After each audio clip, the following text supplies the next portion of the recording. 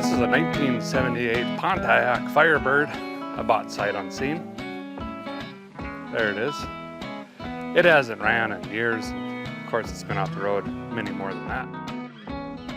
I'm in extreme northern Ohio. In fact, the Canadian border's right there.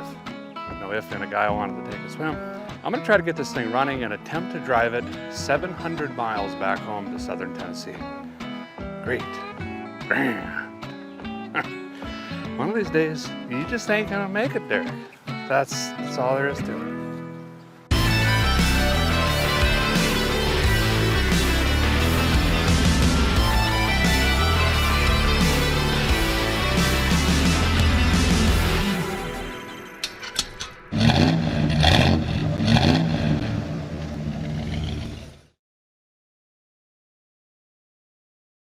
Now listen, I get it. A lot of you already have noticed it doesn't have 914 cubic inches and a 12-speed and 2-speed rear end and quad T-tops and an ostrich on the hood with 6 shakers sticking out and stickers. I get it, all right? But it's still a 78 Firebird, and you bet it's worth saving and putting back on the road. This one, I actually know quite a bit about the history because the original owner lives right across the street, believe it or not. And then a feller bought it, drove it for a bit, sold it to his friend, and then it just sat forever. And I bought it from the feller's, this friend guy. So I'm the 4th owner, but really it's only ever had one. And I'm told whatever is on the odometer is 110% accurate. It's supposed to be a low mileage car, but Ohio got to it. It's got weight reduction, any direction you look on the thing. Thankfully not in the drip rails and stuff like that. Before we take a look around this rig and drink it up, I gotta get it out of these weeds. These weeds are mixed in with poison ivy and all sorts of stuff, and that would make for one bad, itchy week. You know what I'm talking about, you've been there. I got a rental truck back here. I'm gonna hook a chain on this thing and drag it out of here. Well, not out, but this can we put it up here or in the grass? Be nice to roll around in that. Okay, here we go. Hopefully not gonna get this Doge stuck in the grass here. Wow, this backup camera looks like a potato underwater. That's pretty neat. All right. Well, there's really nothing to hook a chain on. I'm afraid I'm going to pull the leaf spring out of the hinder ender of this thing, but I ain't got no option. Oh, great. Didn't even look if we got wind in all 4 tires, but it is what it is.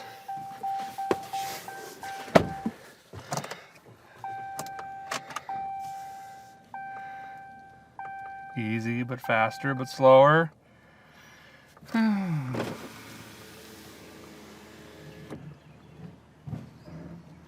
Yeah.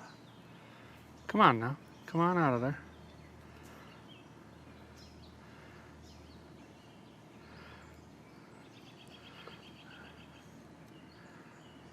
Whoa.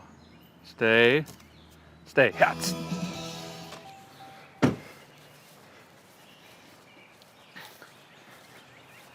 Hey, she's a roller. But it don't. Okay, anyway.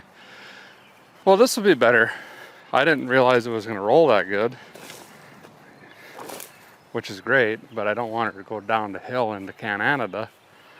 But this is out of the poison ivy, just into some weird mold-looking plants that have spikes hanging out of them. Oh, here's some more right here. Okay. I wonder if I can just... Boy, it does roll good.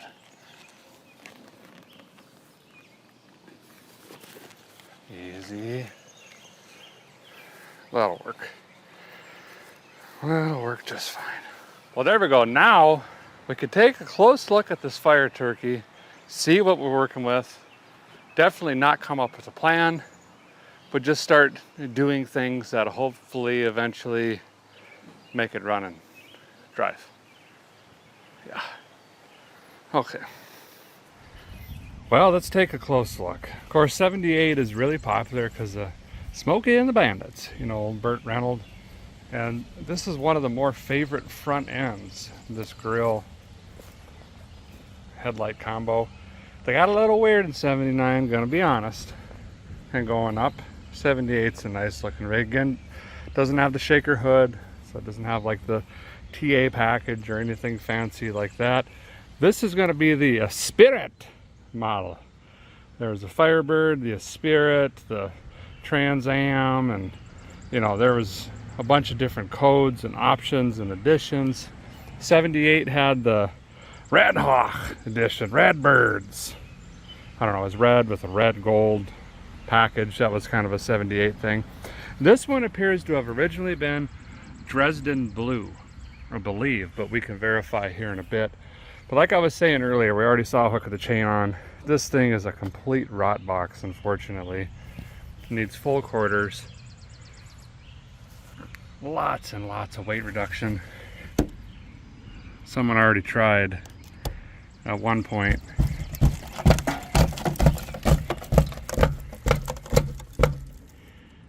We'll just pretend that didn't happen at all. Guardsman 40 tires that are dry rotted. Lots of tread, that's too bad. Bad rot in here, rotted out under there. I'm not even gonna look at the spring cups. I'm assuming those are completely gone as well. Look at the shock, rotted. Wheel wells are rotted. I guess the guy that bought it from the original owner didn't like the powder blue, so to speak, and fogged her with this flat black kind of color. That's where that came from. If you look close, it's starting to bubble a little bit. Might be some rust coming, but you can't really see it yet. There. Hood's in great shape. Let's talk about that for a minute. I don't even think there's a hail dent in it. I mean, that's 50 bucks. You know what I mean? Grill's in pretty good shape. Still got the emblem on it. Plastic's not ripped off on the bottom. This one doesn't appear to have jumped a crick yet, but we could change that. Lots of, I don't know, lichens, mold stuff. Touch of rust over here.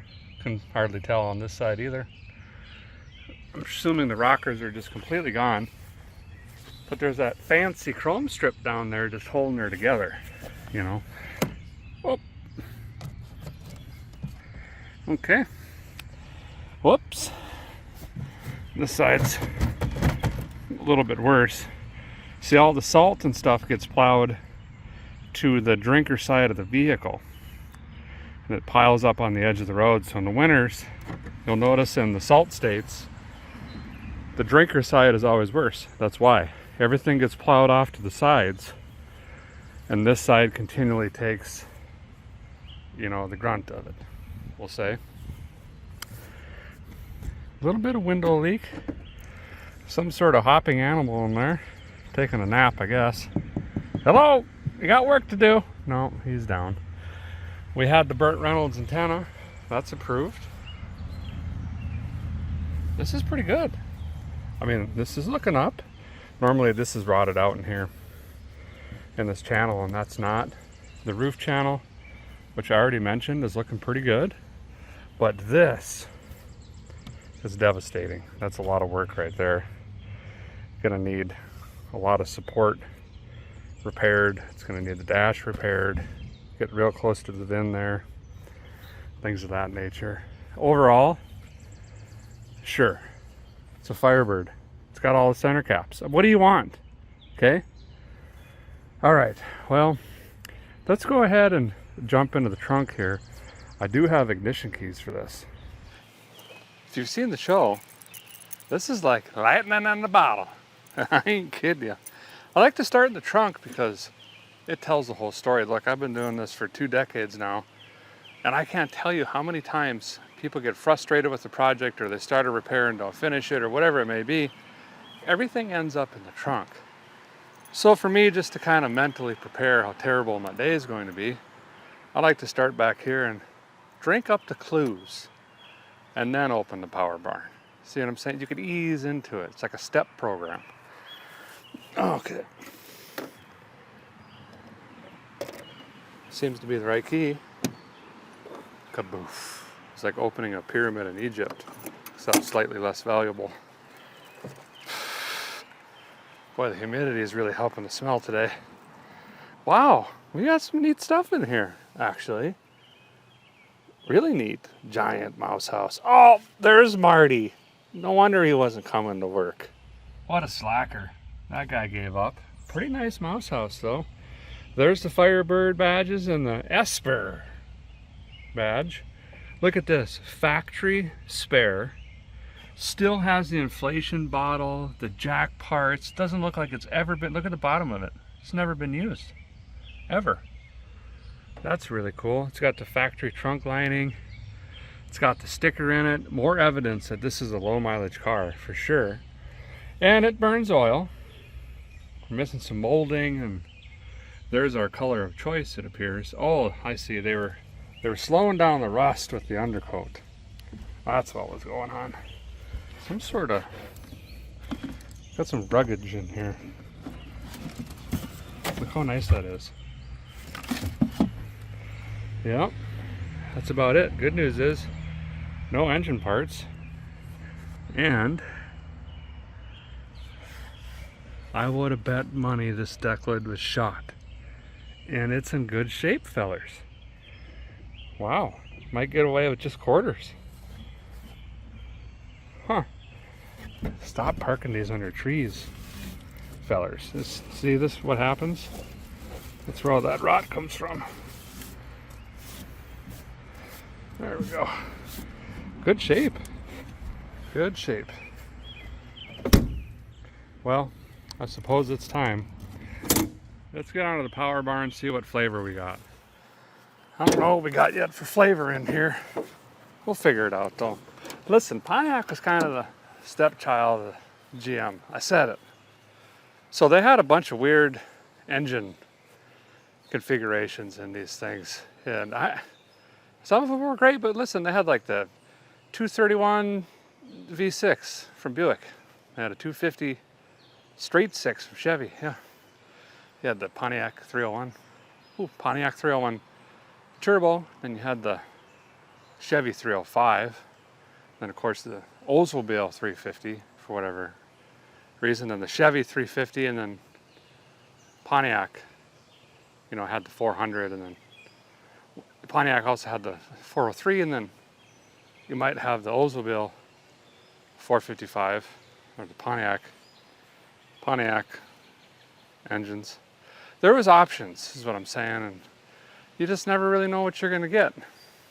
We definitely know it's not the greatest, but can it get us home? And we've got small blockage. We've got a 305. Sweet. We really, you know, we'll boil them tires with 180 horse, you know.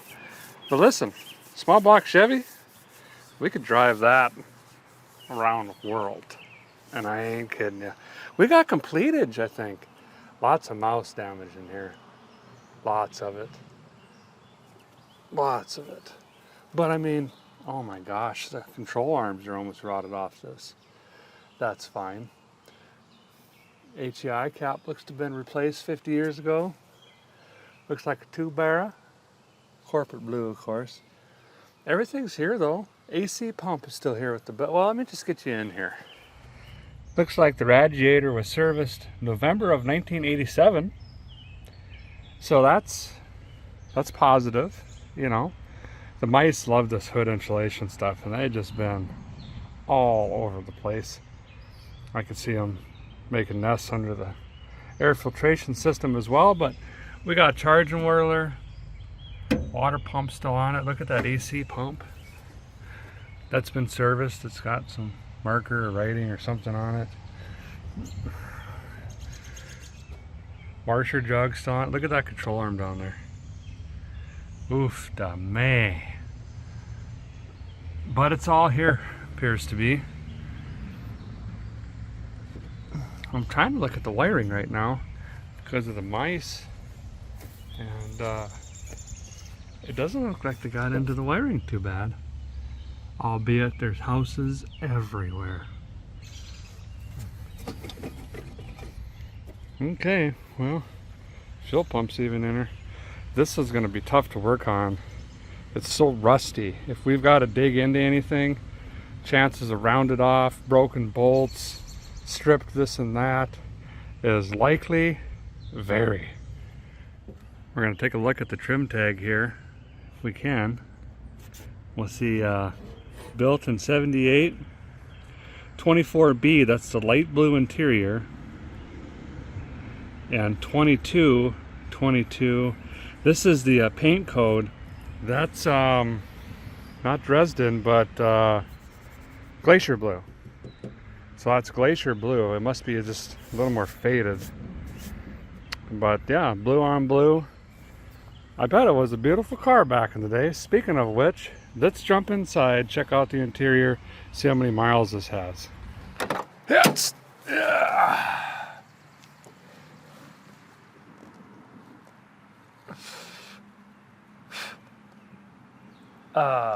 Mice. Lots of mice. Nice interior, medium blue. Guy was a heavy smoker. That's unfortunate, but he didn't burn up the seals any. Doesn't look like anyway, thus far. Mice droppings just everywhere in this thing. Yeah, I got the aircon. The dash is beautiful. Got a nice FM station radio box thing here. You know, the amplitude modulation and frequency modulation. That's the sound waves in the sky. We got some stuff oozing out of the back, both sides. I'll show you here in a little bit. Headliner has been removed. It's probably cellulating, I'm gonna guess.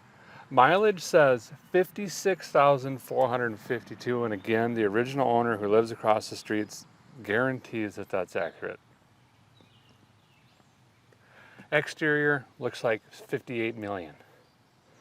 Interior, not shabby. Well, I'll bring you in here. You can look. Nice looking door cards in this rig. I think these would clean up very easily. And look at this. There's not a lot of wear at all. This isn't cracked or broken. The knob isn't significantly loose or wallered out. All signs of low mileage cars. Got a lot of water leaking in though yet. But anyway, look how nice this dash is.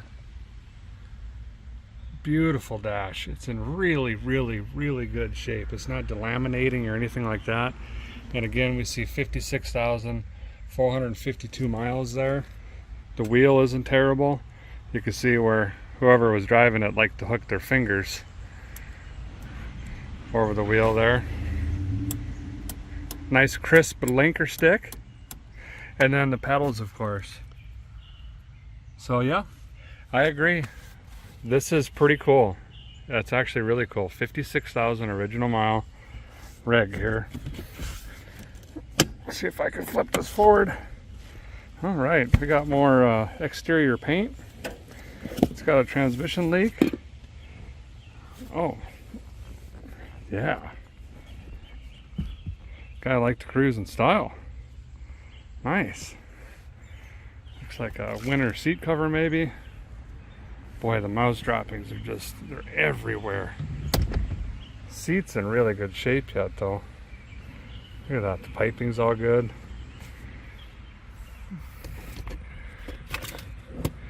"2010 and 11 fishing guide. I'll be. He took her fishing."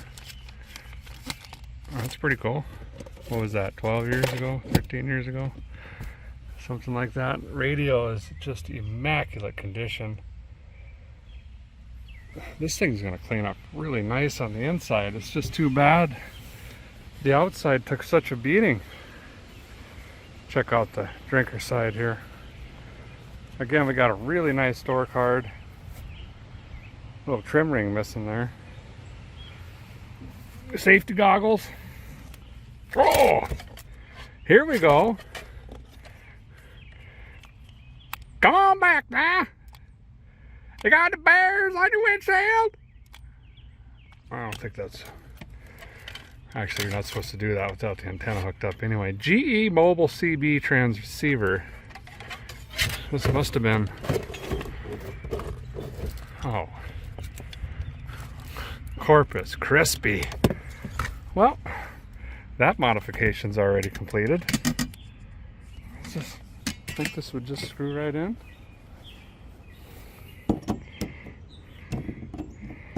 Yes. If we get this running,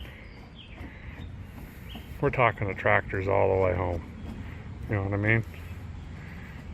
See if we can get in front of a cab over, run some interference. There. Shoo! What else the guy need to do?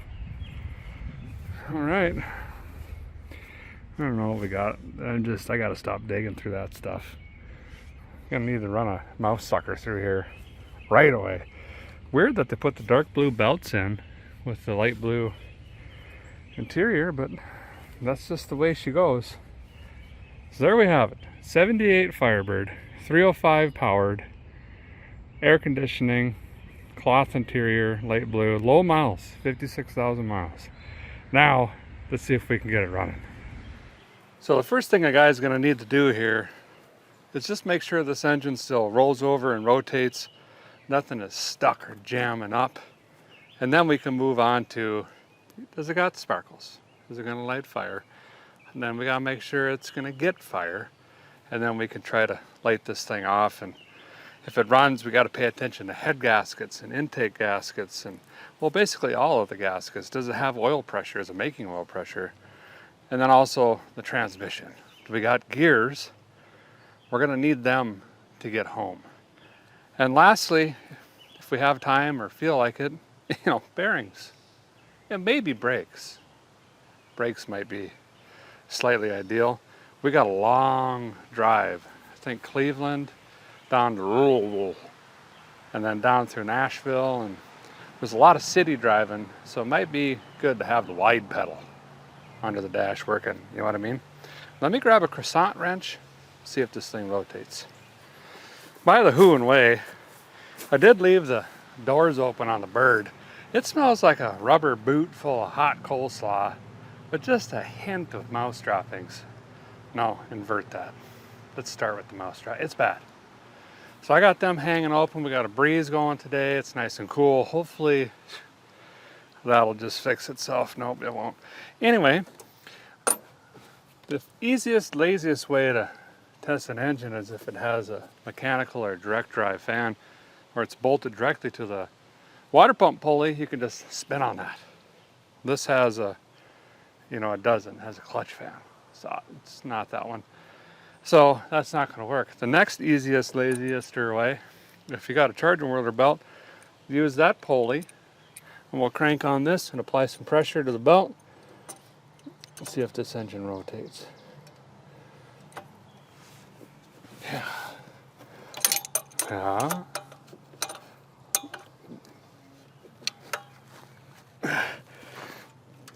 Yep. Hear that little crack? That's normal. That's typically valve springs. From sitting so long, they kind of just, I don't know, they just always pop like that. Okay, she's rotating. What do we got, an acorn? Okay. That's great news. Big step, just cross that one off. Now we got to move on to spark and fuel, but before we even get to that, we should probably put a battery in this, do a fire test, see if the starter is even in the car, and if that works. Oh boy. These mice were busy. There she is. Oh, ain't that a cutie patootie. It ain't locked up. I like that. Still has the original fuel line in it. That ain't been cut up and had 16 different wrong filters in it. I'll be dipped.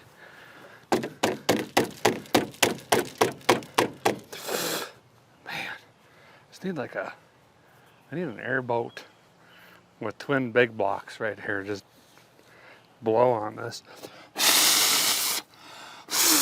Oh yeah, your mouth makes wind.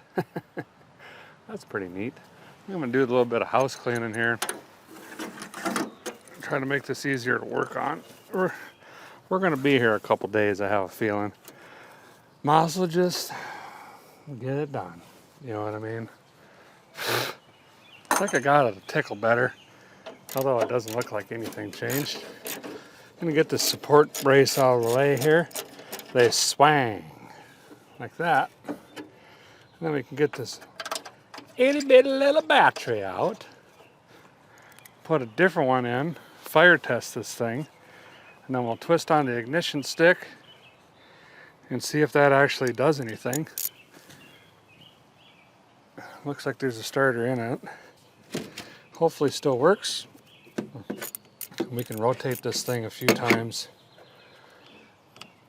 Make sure there's no issues. Bound up valve train or who knows.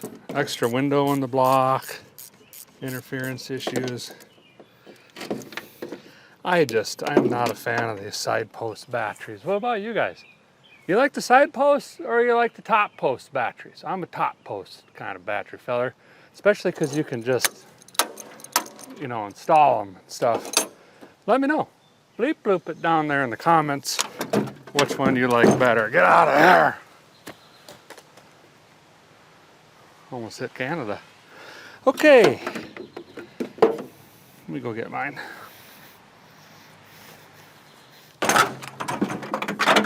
Very specific reason I got this battery. Nope, it was literally just the cheapest one with these annoying side posts on it. Okay. Oh no, never see that again. I'm seeing it again. Oh, it's got the post on the wrong side of the post. Oh. I ain't getting all the way down there to change that. Oh wait, no. Okay. I worked on this back in '97. I remember now. I got tricked on. See, I thought my red and then my negative cable wouldn't reach. But no, this is supposed to be the sad cable. This one brings the juice. So someone with equal thinking of myself just said, wow, it is, but that'll be fine. We'll remember, you know, which one's which. There's a 3+3 camper special back here, square body I want real bad. Probably worse or rustier, but I still want it. That was supposed to run and drive though, but if you guys would be interested in just trying to bomb something like that potentially already runs home, bleep bloop it. I don't know. I don't know what's going on right now. What I do know is we better check the oil before we crank on this thing. And if we're lucky, it might even start building oil pressure as we're testing things here throughout the day. So when we do light it off, it's gonna boom, immediately have oil pressure. And if you have a rig that you know run, but it's sat for a while, it's not a bad idea to disconnect the ignition and just crank on it for 20 seconds or however long it takes to build oil pressure first, then hook up your lightning and fire it off. Because typically these are cranking 250 to 350 RPM, nice and low. And when you fire them up, you gotta, you know, older cars, you're peppering the throttle to keep them running. 1500, 2500 RPM and the oil pressure, even for just 5 seconds, is tremendously worse than just cranking on it for 20. Okay, I'm just keeping it in mind. I know you know, I'm just saying. Okay. We got, I don't know what's going on here. Is that full of water? Let me get a rag.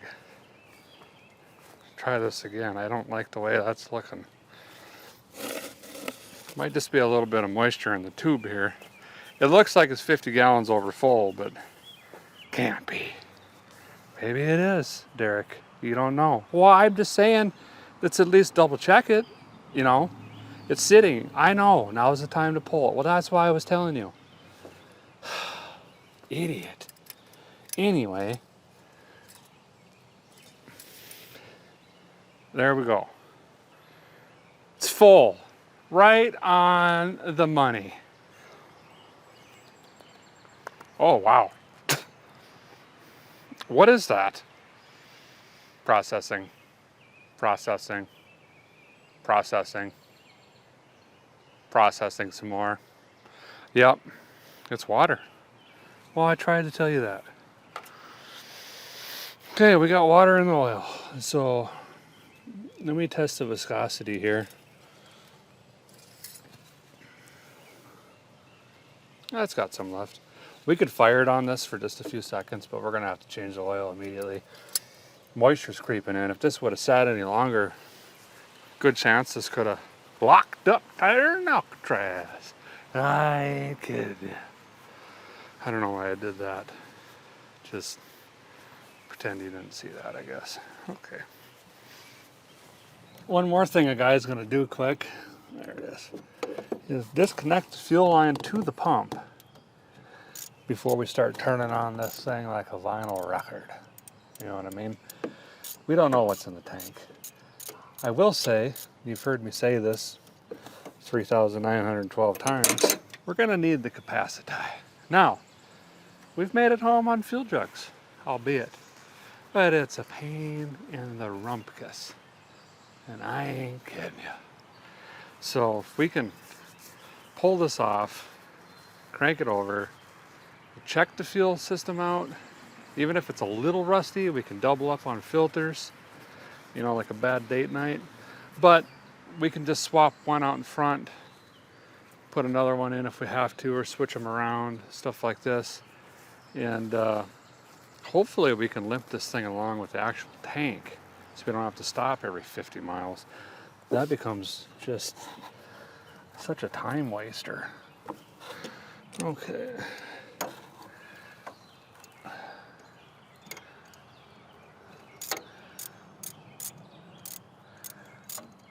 Yep. All right. Need a plier. Oh, I got one on my hipcus. That's, yeah, hip. If you guys ain't carrying a Leatherman, what are you even doing? You gotta get yourself one. Okay?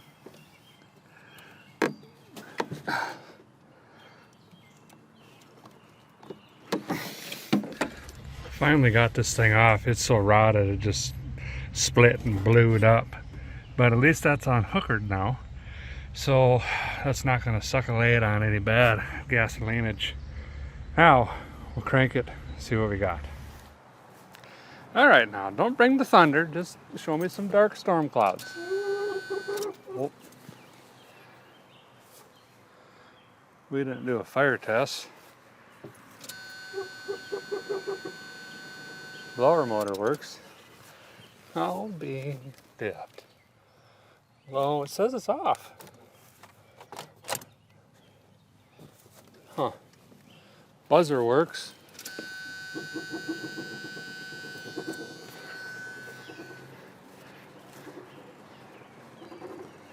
Well, can a guy just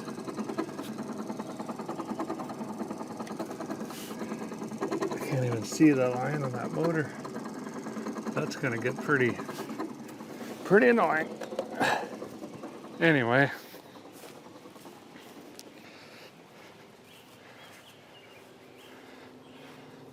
Here we go. Oh yeah.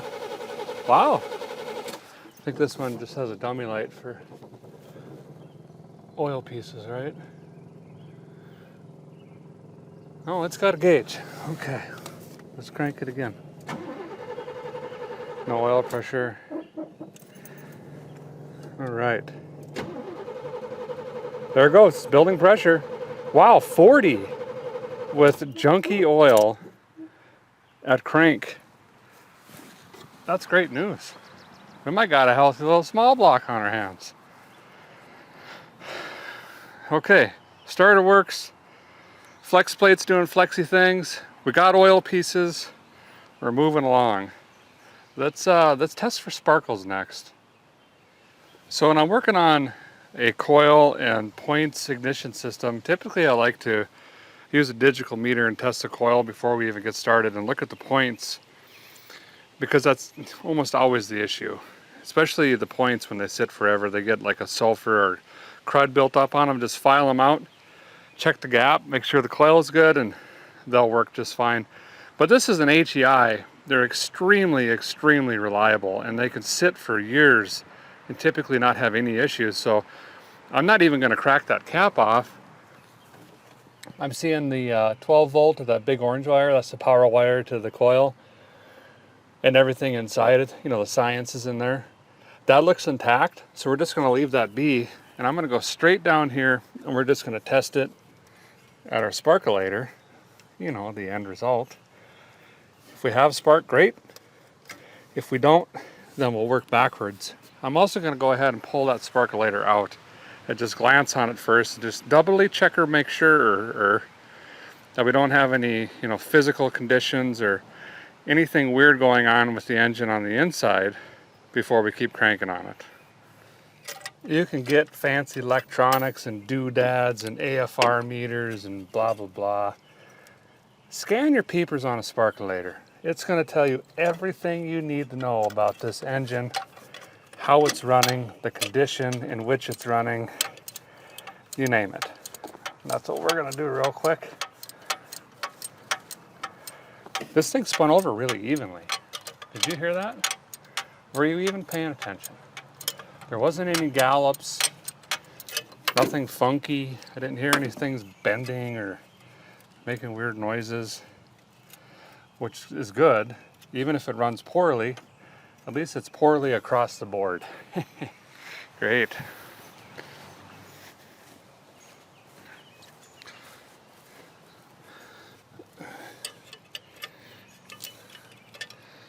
Boy, everything is just so rusty. Still got the heater shields on it. I mean, the manifolds have never come off. No one's wanted to put headers on this thing. It's just too bad it's so rusty. But that's why a guy can get into these cars so cheap. You can get an under 60,000 mile Firebird for nothing. Oh yeah. I mean, that's richer than Elon. What kind of plug is this? That's weird. Bosch Platinum? Ugh. But it's running rich. But nonetheless, she was firing. So I'm gonna jam this back in. Good enough for now. I don't see any reason to spend 50 bucks on sparkulators at this point. I would like to see AC Delcos in here, like a 44 or 45 TS, but you know, this makes fire. So we'll stick this back in and then we'll put a tester in line, see if we got sparkles. All right, sparkulator's back in. I got in line on the lightning hose here, this little tester, you've seen this before, and that light's gonna flash if there's a good enough spark coming through that hose. So I'm gonna go twist on the key. You guys stay here and watch that light bulb, and you gotta tell me if that thing's flashing. Hopefully we got spark, we don't gotta dig into this. You're gonna have to probably scoot closer. You wanna get your face in there and look now, because I can't see it.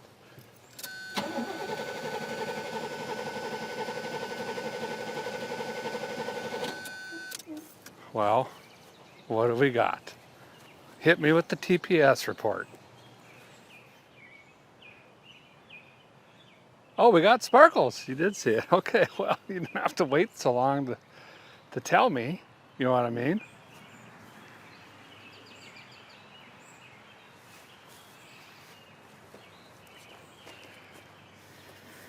That's plan B. Anyway, okay, here's the plan. Don't have one. But what if could a guy just throw some FireMaker down the app and just hear it bark off? Because if it goes bang and clank and ching and chang, then we're taking the 3+3 home. But if it just fires and sounds pretty decent, then we can move on to a makeshift fuel system. Then we got to change the oil. We got to check the coolant. I should actually look at the blood stick on the shift machine. If it ain't going forward, going backwards automatically, whew, we're in trouble. It's always a good idea to do that before we fire them up. We don't want to burn that pump out in that transmission accidentally and cause the issue. Also keep getting distracted by this old white 74-ton truck. Isn't this thing cool? Thought about getting her going, but missing some lightning hoses. And I don't see any barbed wire fences nearby or anything like that. She's a little worse for wear. But man, I love this old stuff. So simple back then, but it works so good. Look at that rear end. The straps. So cool. Guy's really supposed to check this running, obviously, but just want to make sure there's not Pepsi Cola in. Oh man, we got red juice flying everywhere. It's murder, she wrote.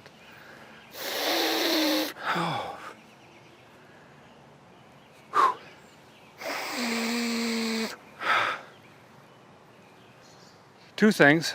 Forgot to take Flonase this morning. Whoops. Second thing, we got synthetic additive in here, and she is red. That is also great news. I keep forgetting that this is only 56,000 miles, and obviously no one's doing like standing burnouts or anything crazy in this thing. So the transmission should still transmit power from the engine to the rear end of the vehicle. Well, that's the hope anyway. Let me get something that's flammable. How am I getting so dirty? I haven't even done anything. Since I flew in, I'm working with extremely minimal tools here. I got a Harbor Freight toolkit basically and a Leatherman. So I don't have things like my Lone Wolf 6000 and other stuff, so that's all right. Okay, we're dumping some of this in here. That was way too much, even got it on my arm. This is just true fuel. You don't want the false fuel. Get the true stuff. It's got 2-cycle oil in it. Doesn't wash your rings down. You've heard this. Okay, don't fog it down with ether and brake clean and carb cleaner. I'm gonna twist on the key. You yell fire when that happens. Never see that again. Okay, I'm gonna jump in, twist the key. When you see flames, let me know. Hopefully it just fires up though. That would just be nice. We built oil pressure, so we shouldn't hear the valve train even clank and clack. Oh, it's clacking, but it runs. Oh, that's my favorite part. It runs. Let's do that again. Valve train was noisy there for just a few seconds, and it calmed down. Let me see if I can.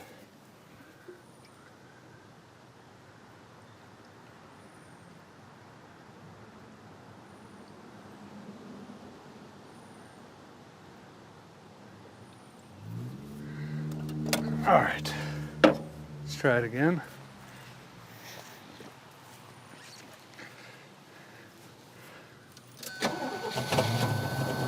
See if the idle circuit's gonna go. It is. Wow, it's smoking, but let's not panic yet.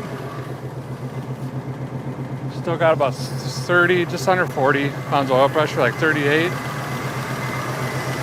Clacking up here, not terrible. Remember, the oil is not the greatest either.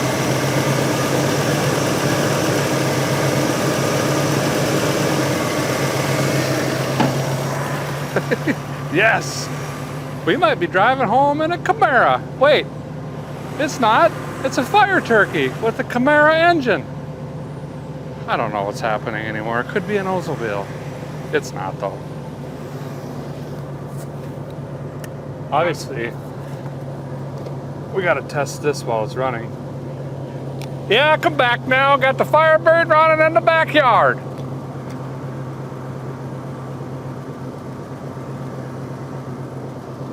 The Firebird's running. Anybody out there? Firebird is up. Nothing yet. We'll keep working on it. It does turn on. How is it still running? I just filled the bowl is all. Well, I might as well see if it's charging. I've never had a car just sitting idle like this off of just filling the bowl. It's charging. Says less than quarter tank.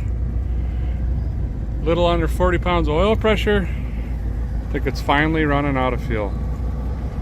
Clock's not working. Huh.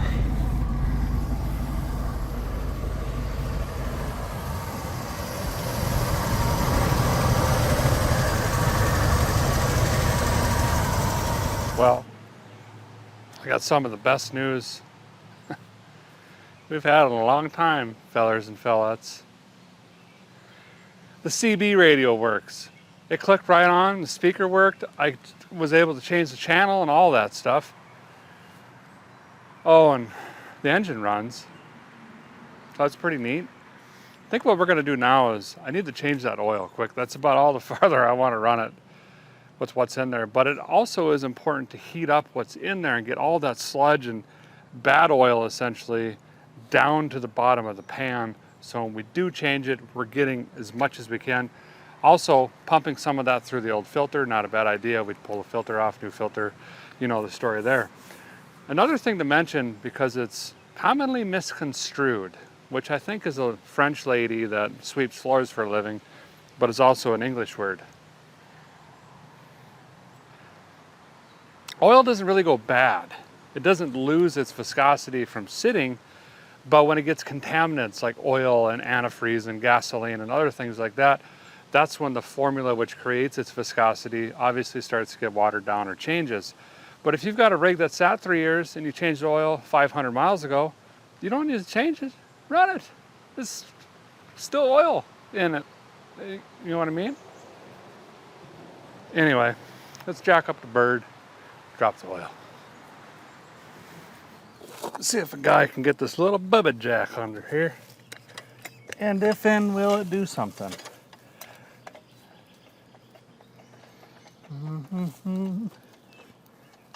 Condenser support so rotted it's about to fall out. At least I parked this on a hill. Instrumental. Add music. Wow.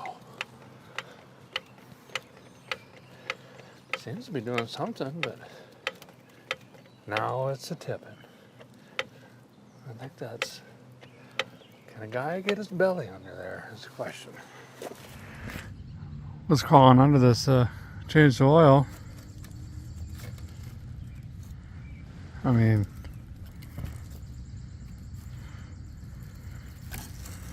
looks like we're gas jugging it again. Oh, and that's the rear brake line, by the way. Oh.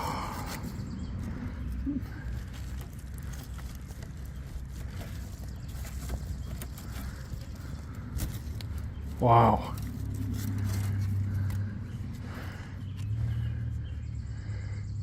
Terpsky 350 already leaking from cranking it.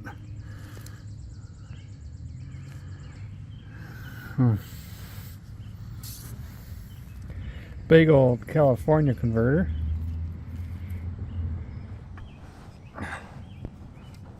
Okay.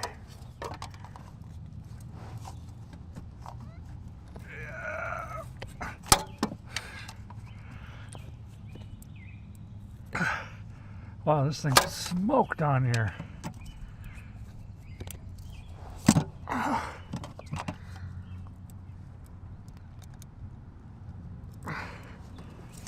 Wow,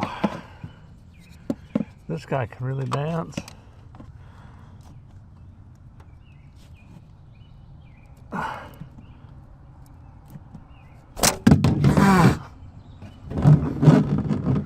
Oh man. There we go. Finally. STP, decent brand at least.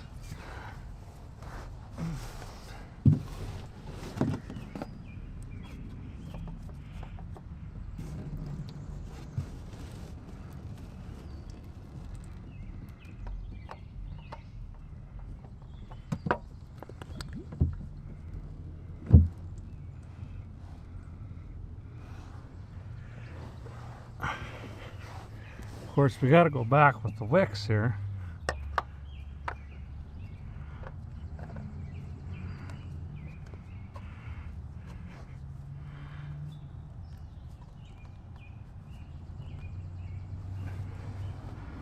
That'll work.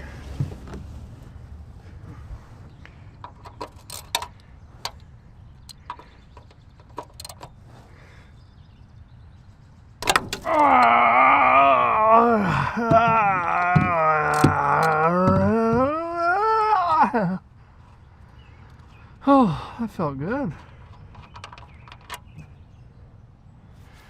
Well, the drain plugs in and everything. For oil, I went with the old standby Rotella T4 heavy duty diesel oil. It's got all the vitamins and minerals a guy needs.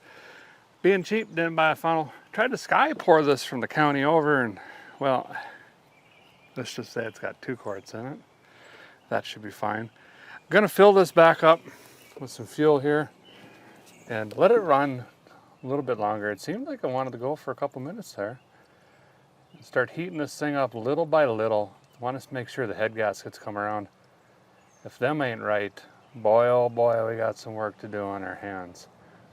And then we'll start looking for any obvious leaks or other issues, things of that nature. We should also test the transmission this time. See if we got the backwards gear and the go forwarders gear. That would also be convenient. Just saying. Air cleaner there. All right, this time we're bringing the thunders. Oh, what a sweetheart. Fasten your seatbelts. Okay, we got oil pressure over 40 pounds now. All right. Where'd my box of rags go for crying in the mud? I got more steps today than Shakira.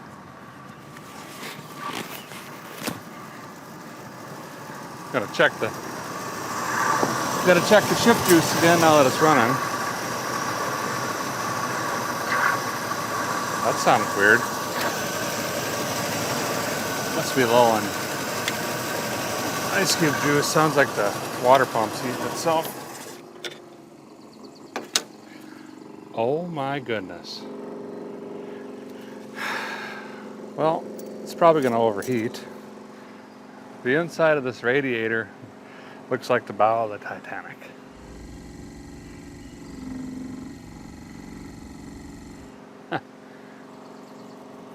That's good.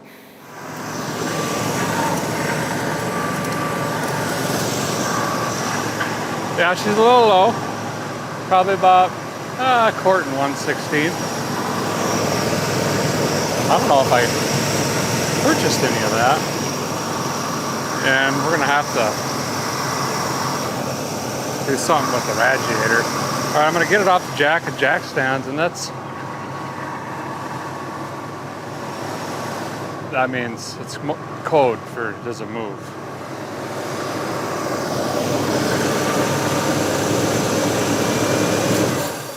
Oh, she bet on a little too much.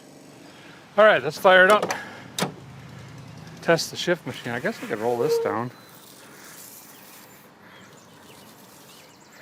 Oh, there's so many years of needles stuck in there. Stinky.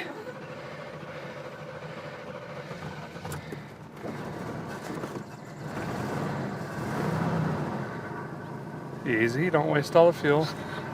Brake pedal all the way to the floor. Absolutely nothing. Perfect. Drive. Oh yeah. Whoa, whoa, whoa, whoa, whoa. We might have to go into reverse here. Reverse. Yep. Okay, straight to park. I ain't got no brakes. E-brake's also on the floor, so that doesn't work. Perfect. But that's the radio.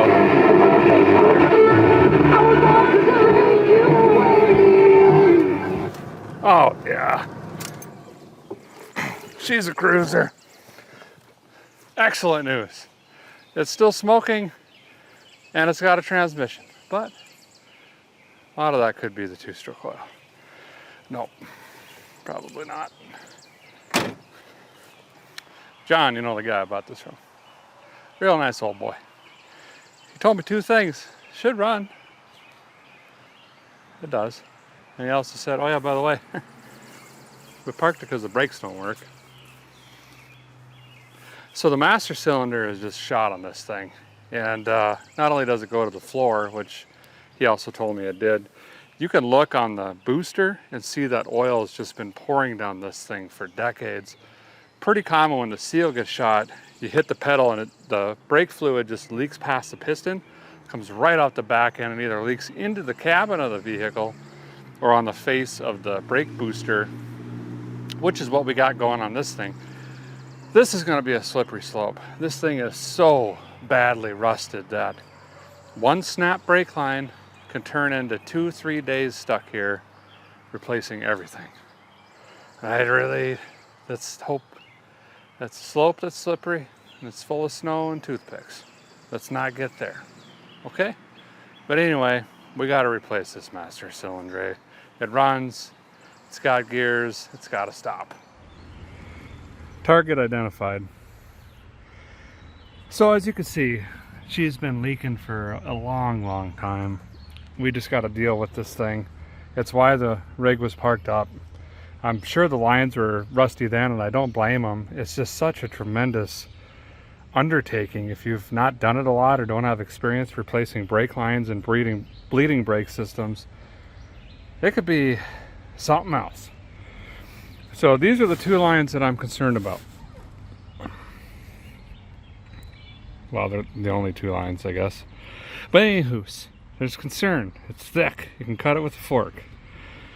If we bend this pipe off, and then we got to make a line down to this. But if I round that fitting off, then we could maybe have to put a distribution block in. Or if I snap the other pipe off. But then what if I snap this curlicue pipe that goes down into the fitting that goes under here? I guarantee you all these lines are so brittle. Well, and the other thing I just realized, this thing finally builds brake pressure with the new master cylinder. Every line in this rig could blow out immediately. Then we are in it all the way. So let's see what happens. First thing guys got to do is get some heat in this. Listen, you ain't got a butane torch in your top dresser drawer. What are you doing? You know what I mean? Let's dial this back. I didn't realize I got MAP gas and not propane. MAP's a little hot. Definitely brings the heat. I'm gonna warm these up a little bit. You want to get the fitting. Not only the fitting, but the reservoir. It's tricky because we want the fitting to expand over the line, but we need the reservoir to expand over the fitting. Just hit it all with heat. Okay, then my juice is laying on the ground for some reason. Juice them up. And I'm gonna do this for about 15 minutes. And you're gonna know when it's ready when you spray juice on here and it sizzles and dissipates immediately. That means you got enough heat and the juice is probably also done its job. It's your best chance of getting these fittings off without snapping them. Let's just pray. I wonder what Dina Carter's doing. And Sarah Evans. Seems like they tour still. There's a John Deere lawn tractor back there. Nice old barn. Did you see this chisel drag up against the tree? It looks pretty nice. Not gonna lie. John said he'd sell me that 3x3, but I don't know. It's a lot of money, and he said it'd probably fire right off. So I don't know what to do with it. I mean, I know what to do with it, but then it'd just be a road trip, you know? All right, she's fresh and hot out the kitchen. Oh, this was in the wrong slot. Oh no. We gotta re-hot it. I like all these dead needles and flammable liquids around here whilst doing this. Come on now. Yes. Oh, front one is out, or it's loose. It's going. Yes. 50% there.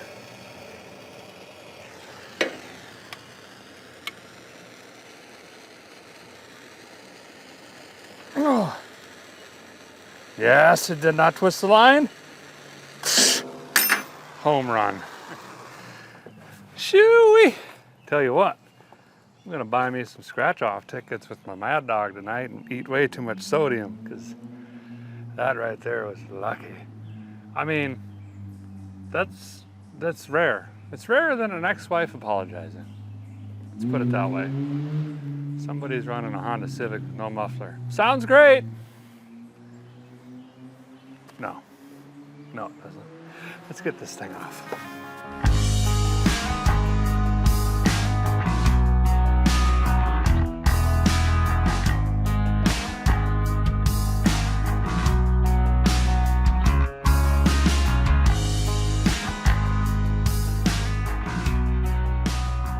The master cylinder is in, and all these hoses and pipes. I'm gonna help you understand here. We need to bench bleed this master cylinder, but well, we ain't got no bench. But don't worry, we're gonna save time and effort anyway, because we're gonna use the vehicle itself as our bench and the pedal in the vehicle. I got this little cheap bleeder kit thingy from the parts store, Power Torque Performance Tool. And it's got these rubber hoses. I think this is how you configure it, and I pinched it down with the thing. But basically we could fill up the reservoir, both of them, and we'll pump the pedal, and it's going to push fluid back into the reservoir, and you let go, it's going to pull fluid and not air. And we can continually do this until we're only getting fluid out and no air. So this is bled correctly. Now normally I'd like to have a line going into each, but these weren't long enough, and this isn't long enough to cut in half, so I'm kind of stuck. If you don't want to do it this way, a similar way, which is more expensive unfortunately, is buy the copper clad steel brake lines with the fittings, and you could just hand bend them into each reservoir and pump it that way if you're in a jam, but that way is a little bit more expensive. Anywho's, this should work. We're just gonna have to watch that reservoir on the back side there, because there's no fluid returning back to it as I slowly pump this thing.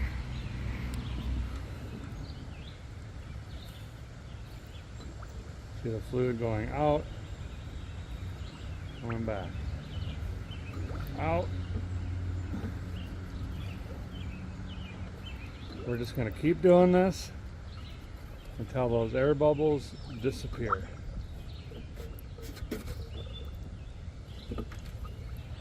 Got a leg workout, looking like Arnold Schwarzenegger. Okay, no bubbles in the lines. That's good enough for who it's for, okay? I'm just gonna pop these off quick, screw the lines back in. We'll hit the brakes a few times, push some fluid through, top it off again. Be careful not to run those dry and force more air through. And then if I could break these bleeders, we just might try to gravity bleed them. Look, they did it since the 20s. It works. And after we snap the bleeders off and ruin the caliper, bend the line and crack it, then we'll start replacing everything. There's also a good chance that these soft lines are going to be constricted. We'll have to see if that's hopefully not the case. Well, yeah.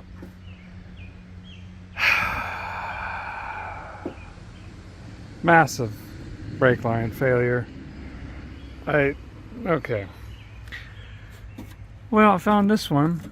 This is a curly Q bob that used to run to the drinker side.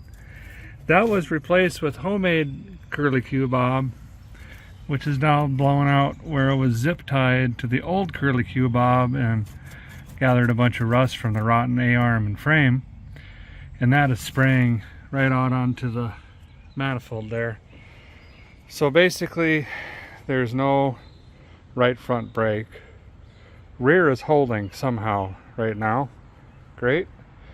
But I'm gonna have to go through this. I need front brakes. 70% stopping. I'll run without rear brakes any day, but it'd be nice to have at least front brakes. And I'm thinking there's some concrete up here in front of the shed. If a guy could get this fired up and ease it up there on the concrete, it'd be a lot easier to get the jack under there and make sure the jack stands are, you know, semi-stable. And then we can root around and try to figure out how to replace lines and all that stuff. We're on that slope with toothpicks again. My tires showed up. Hopefully we get to that point. So I got to get from back there over, probably knows they're in right here. I checked with the owner, he's cool. Let him know I'm gonna spill some brake juice. Just gonna throw this thing in reverse, no brakes. Well, actually it's really fitting. First time it's moving under its own power in years with no brakes. It's the way she goes sometimes. Got the carb bowl topped off. Probably give me about 30 seconds of run time. I gotta scoot. Here we go. Oh, keep forgetting the smell in here. Okay.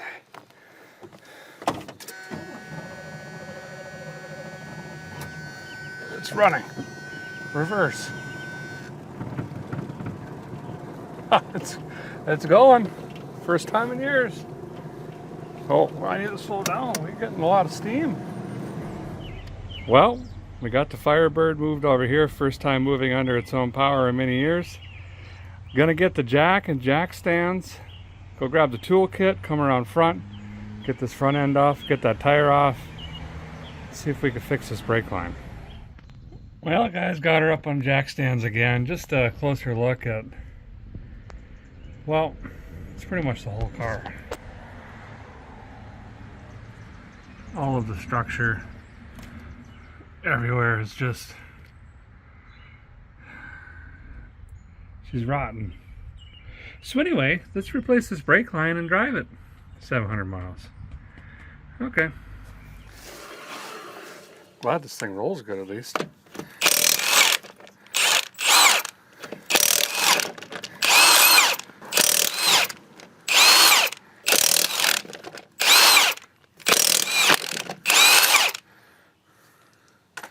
Yes. Yep. Yeah. Oh.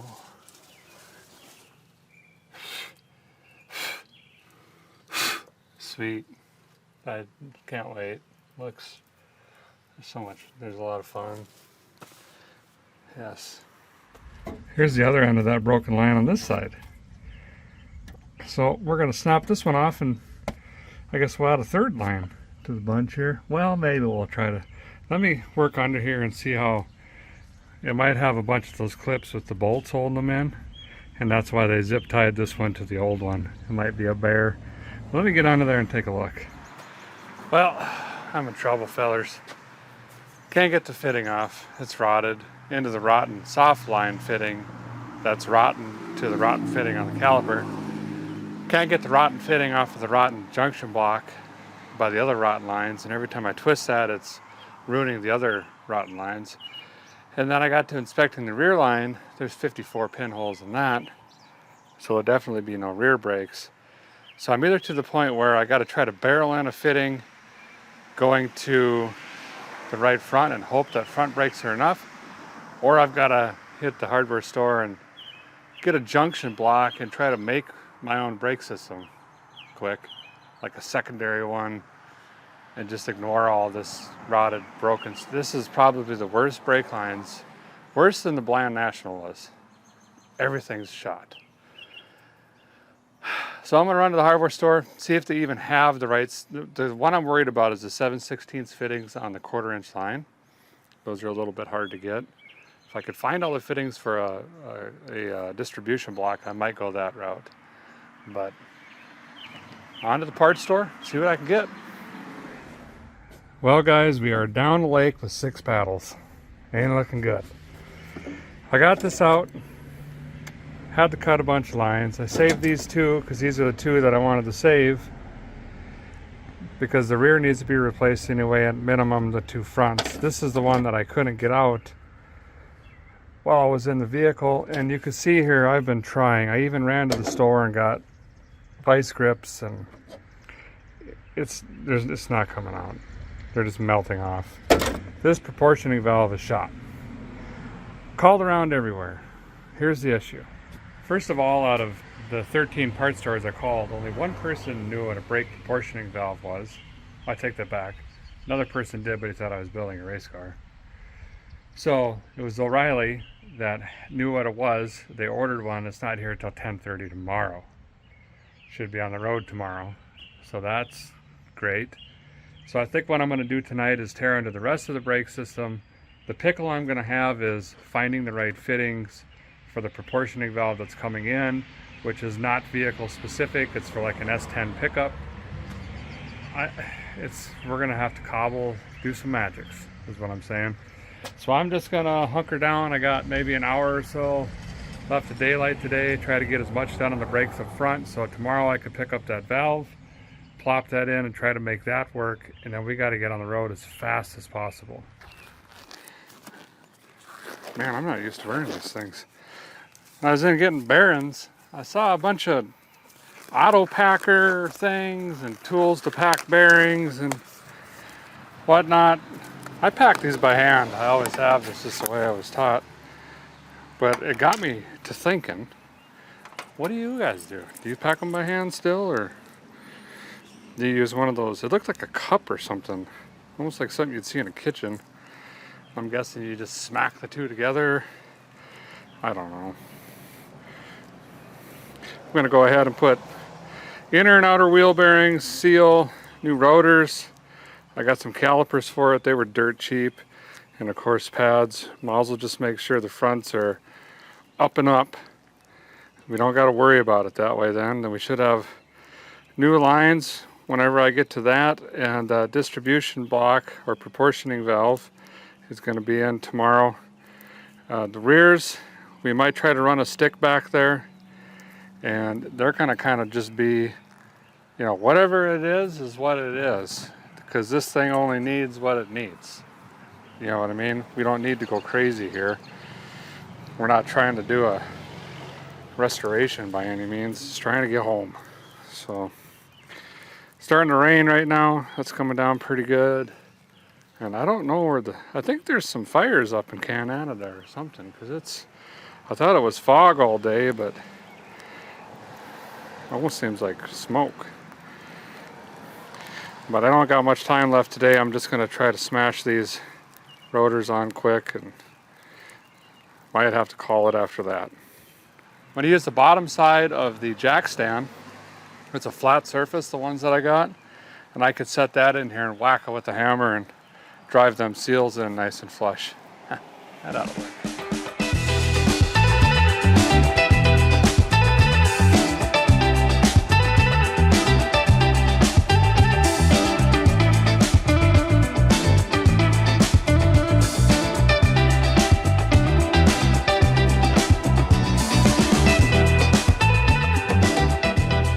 Well, guys, kind of got everything picked up for tonight.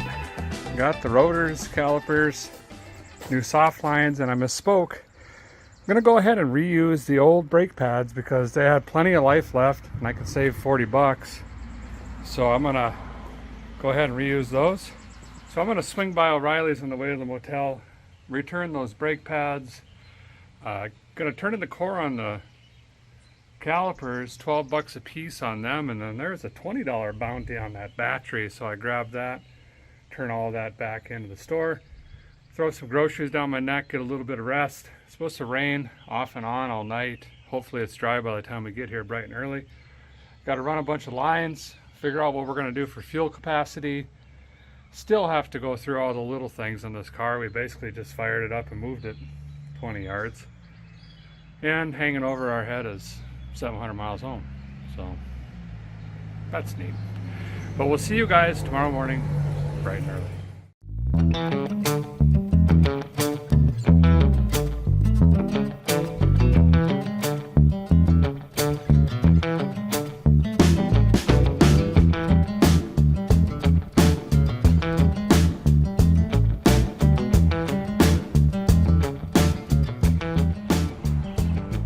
It's 8 o'clock on the dot. I'm in my Dodge Ram, cruising the streets. I got a real rusty Firebird waiting on me. Now in reality it's late morning. I've been driving all over this town and the town next to this town and the town on the other side of it, all the towns, all the parts stores, trying to find all of the fittings. Listen, I've got inverters and doodads and we're gonna have Dr. Seuss brakes. Right now, it's Dr. Seuss brakes. But before we get into this, I got some information on that old white truck back there last night by John, the previous owner, and I just gotta share this with you. I'm just geeking out over this thing. So let's go back there and take another look at it. So I got a lot of info on this truck thanks to John. I had no idea he had such extensive history or knowledge on this vehicle, and I just had to share this with you. This is what was called a pay truck. And it was much larger, but there's a section of frame and, well, there's some things missing. Think of it like the earliest form of armored car. And well, the best way to explain it is look at this picture. This pay truck used to pay the workers at the U.S. Steel Works in Lorain, Ohio. It was used from 1925 through the 1940s, after which paper checks were issued, so there wasn't a reason to have the truck.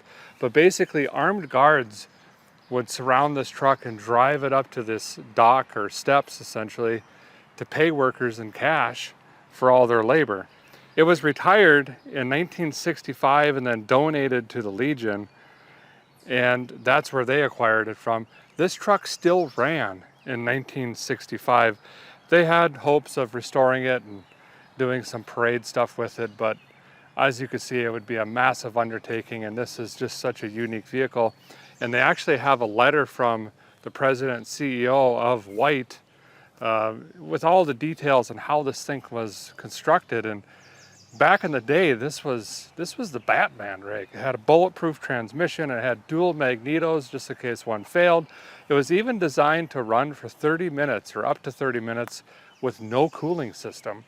So if anybody tried to rob this thing, well, good luck. You think about, you know, vehicles in 1920, this thing would just run it over, basically. But I had to share this. This thing is so darn cool. Oh, and the last thing, these tires back then, probably not by today's standard, but back then, these were some of the first bulletproof tires. How's your brain now? Anyway, let's get back to the Dr. Seuss brake program. I've got about 79 flares to make and doodads and fittings and whatnots. This thing is going to look like a sprinkler system at a golf course every time I hit the brake pedal, but I need something. I got no juice pipes at all right now. Great. So basically, we got to take this and recreate that. Didn't have one for a 78 Firebird. How about an 82 S10? Yep. Okay, well, there we go. The problem is these fittings are all unique. And last night when I turned the cores, I threw this in the dumpster at O'Reilly's. So the first thing I had to do this morning was go dumpster diving, and luck would have it, they took all the trash out like they're supposed to every night. So that was a lot of fun. Can't get that fitting out. We're gonna have adapter to doodad to barrel to adapter to another adapter here going to the fitting there to the other adapter. I need to cut these two off because they're impossible to find, and apparently on titanium that goes to the, you know, the wudjamawoo up on the whew. And then I'm gonna make these juice pipes first, get this in the vehicle so we can start mocking everything else up.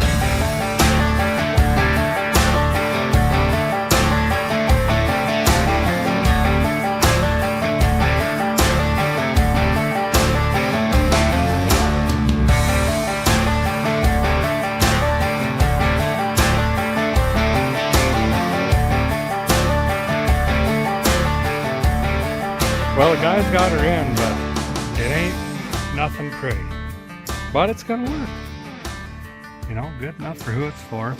We got right front, left front down here, and then of course rear out the back. I'm being optimistic.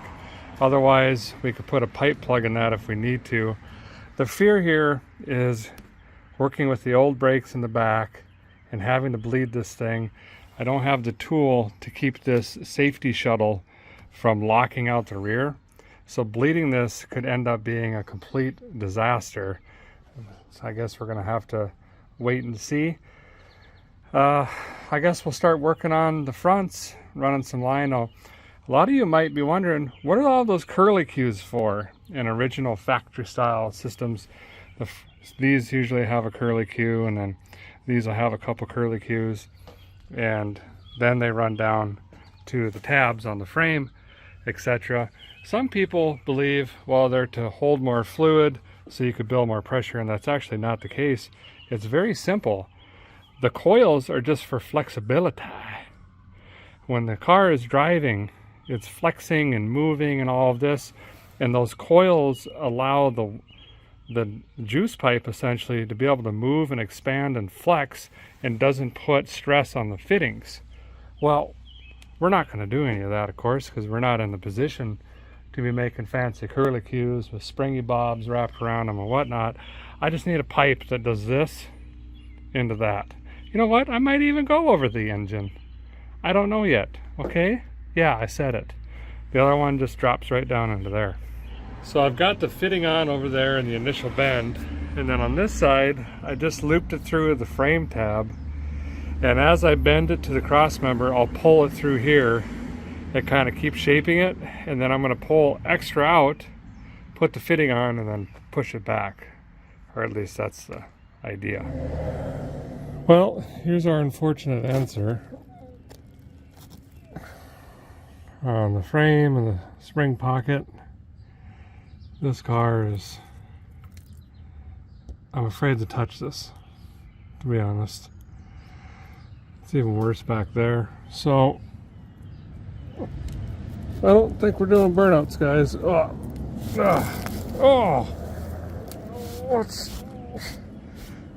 We're gonna have to just try to nurse this thing back. There's no other way to explain it. Replacing this rear line right now. I think I'm gonna try to hook in, probably right here.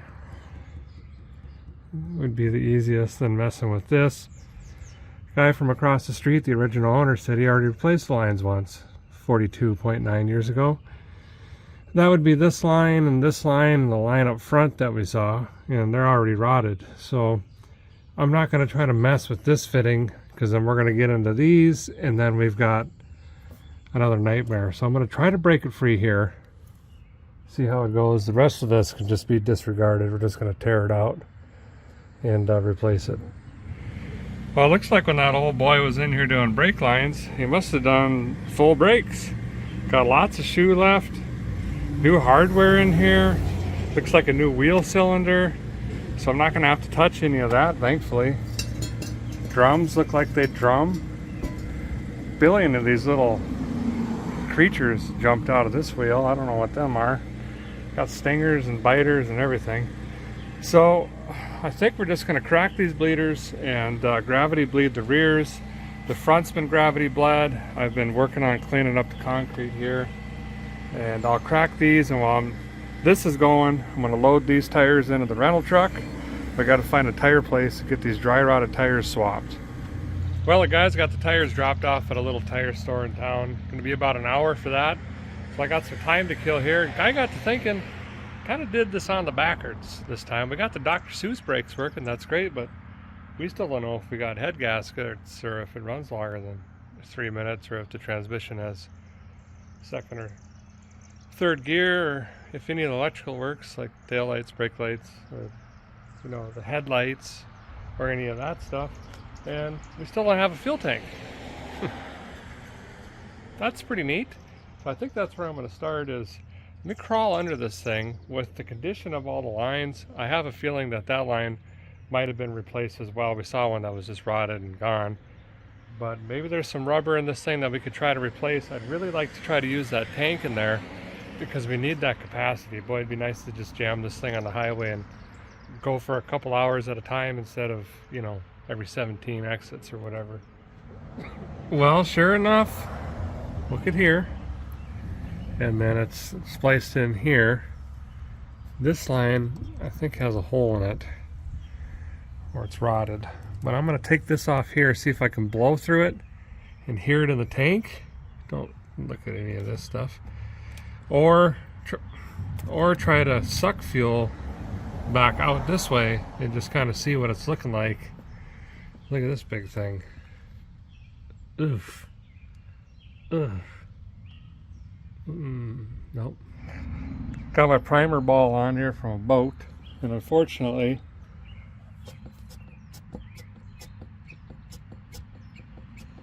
all that's rotted. All the lines into the tank.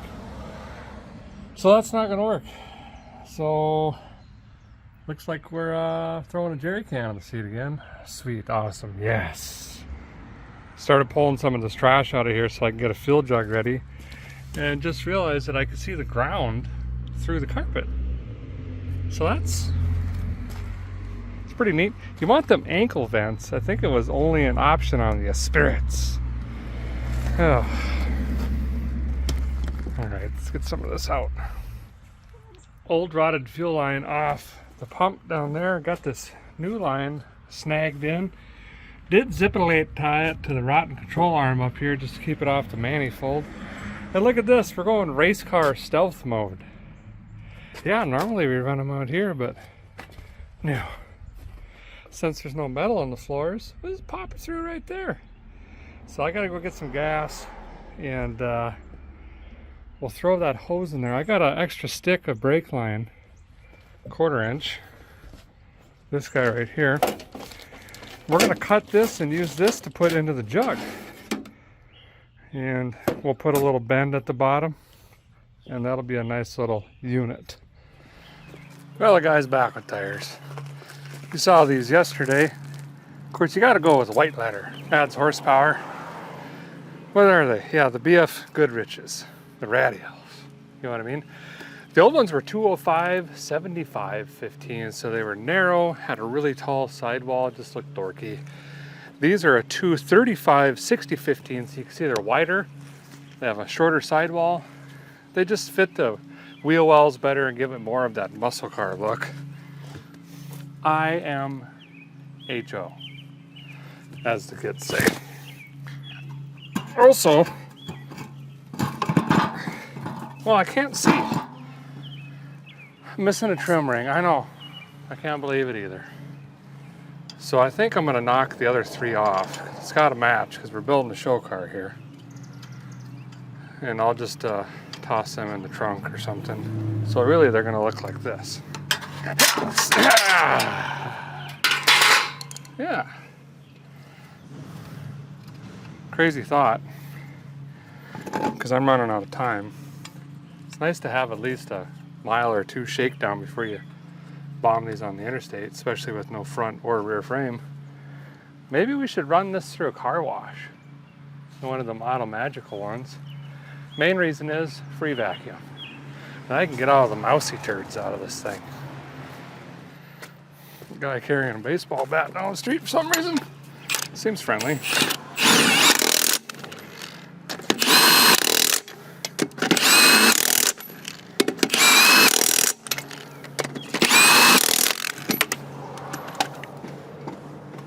Going down, wow, wow, wow, wow. It's amazing what the right set of tires will do for a rig. This will settle in once some springs get rode a little bit, but it's looking better already. This blue will wear away. Should be white. That's just to protect the white letters. Huh. Okay. Got a jug of fuel. Let's fire this thing up. Now this will slide down in the jug like that. We even got a flare on this end. Throw a hose clamp on it. And that way we get the full capacity of the 5-gallon jug. There we go. And the way the floor is rotted, the can's sitting like this, which is perfect. That's our reserve system. So all the fuel is going to go to the front there. Now I'm going to fill up this fuel, make it happen in bowl again. We know it'll run off of that for, we don't even know if the mechanical fuel pump works. So we'll fill that up, let it run enough where hopefully that's going to pull fuel from our NASCAR system. And then we can let this thing sit and idle for a few minutes for the first time in many, many many years.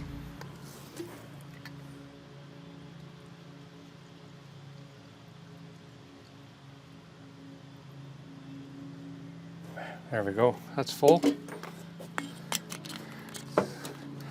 Cold start. See if she'll fire off.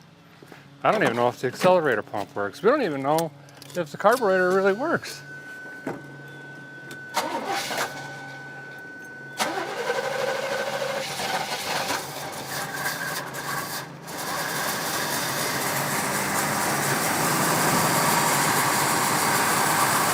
think I had her flooded. Black smoke. Hopefully this cat isn't flooded either. Please pull fuel. I'm gonna go feel the line, should feel it pulsing. I feel it pulsing. I believe the mechanical fuel pump is pumping. Yes, that's great, because I did not feel like changing that right now. Boy, those diaphragms are usually crispy.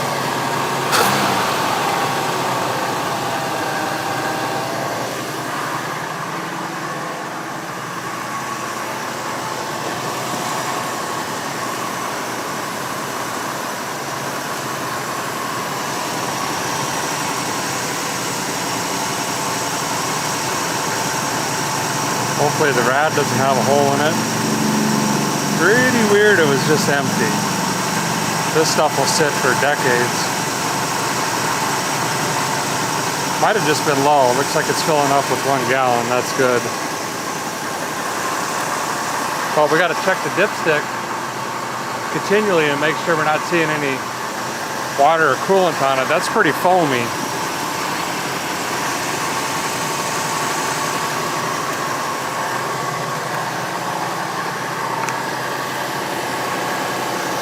Really?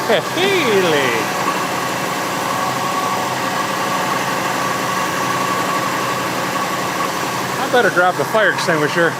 It's looking a little spicy. This is all the brake oil I forgot to clean off.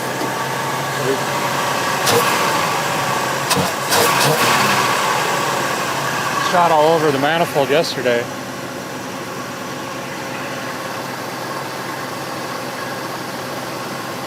Boy, it seems to run pretty good.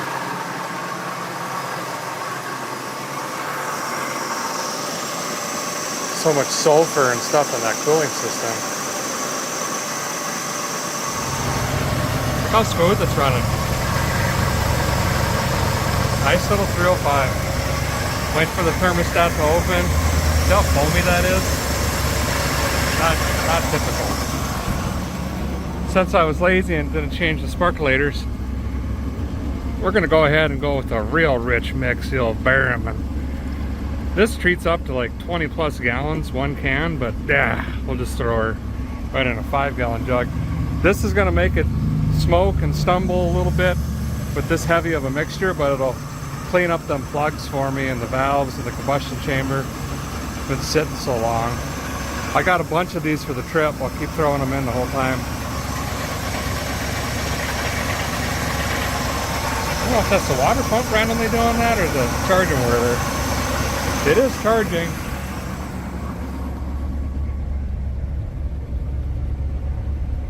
Well, that's good. Just running nice and quiet. High idle's kicked down, just still waiting for it to heat up.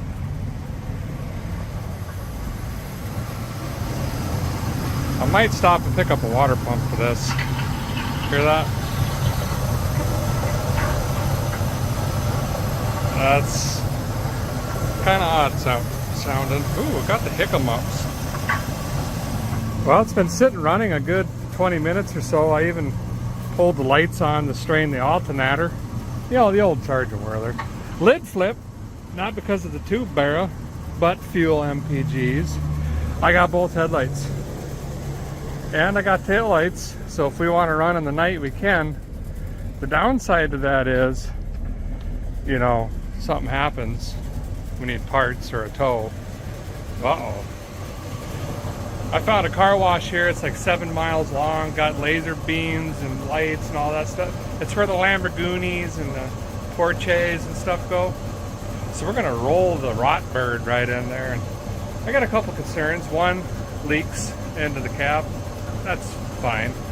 But I'm a little worried that the conveyor belt is just gonna tear the car in half, being that the front frame is rotted, the back frame is rotted, and there's no frame in between, and the between is rotted. I didn't really think that through, but that's where we're going, because I want the free vacuums at the end to clean out the inside for the trip. So let's jump in this thing, maiden voyage, straight to the car wash. Accelerator pump, not happy. Not working very good.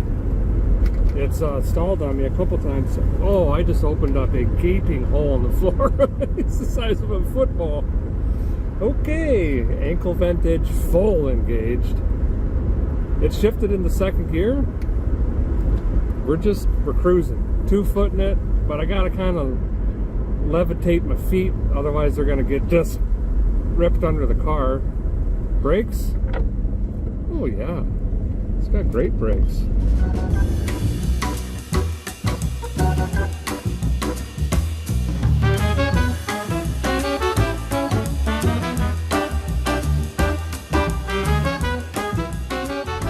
I selected the Platinum wash.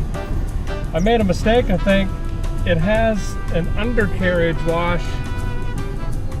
We have huge holes in the floor. I'm attempting to cover with the floor mat. I got the Whirly scrubbers, not the microfiber whippers.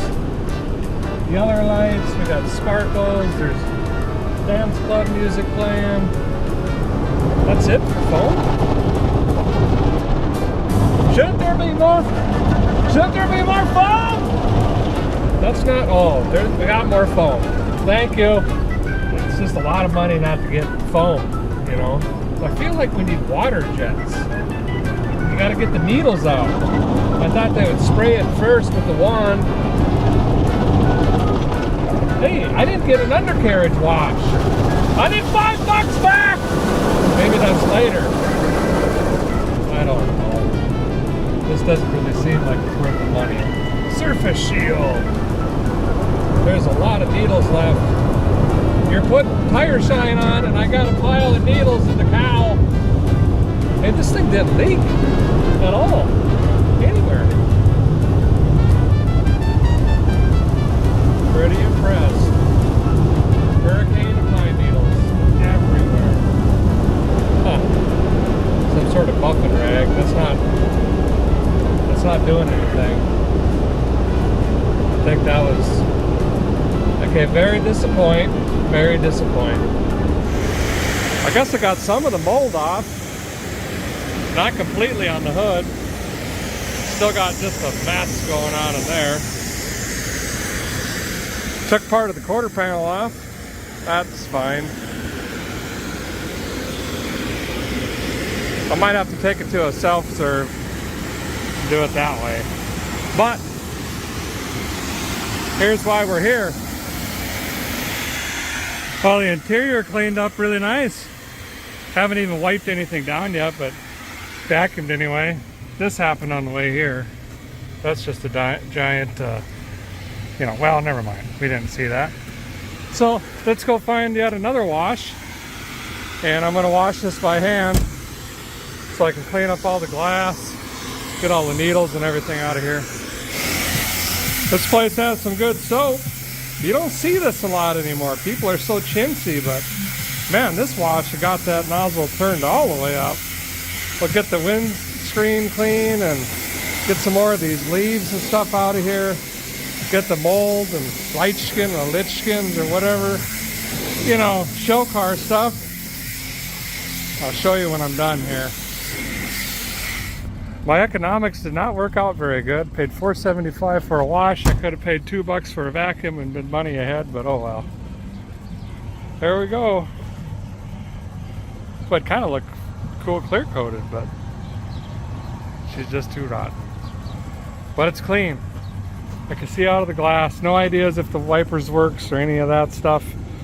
But we'll head back to where we got it. Come up with a game plan here. Car drives great.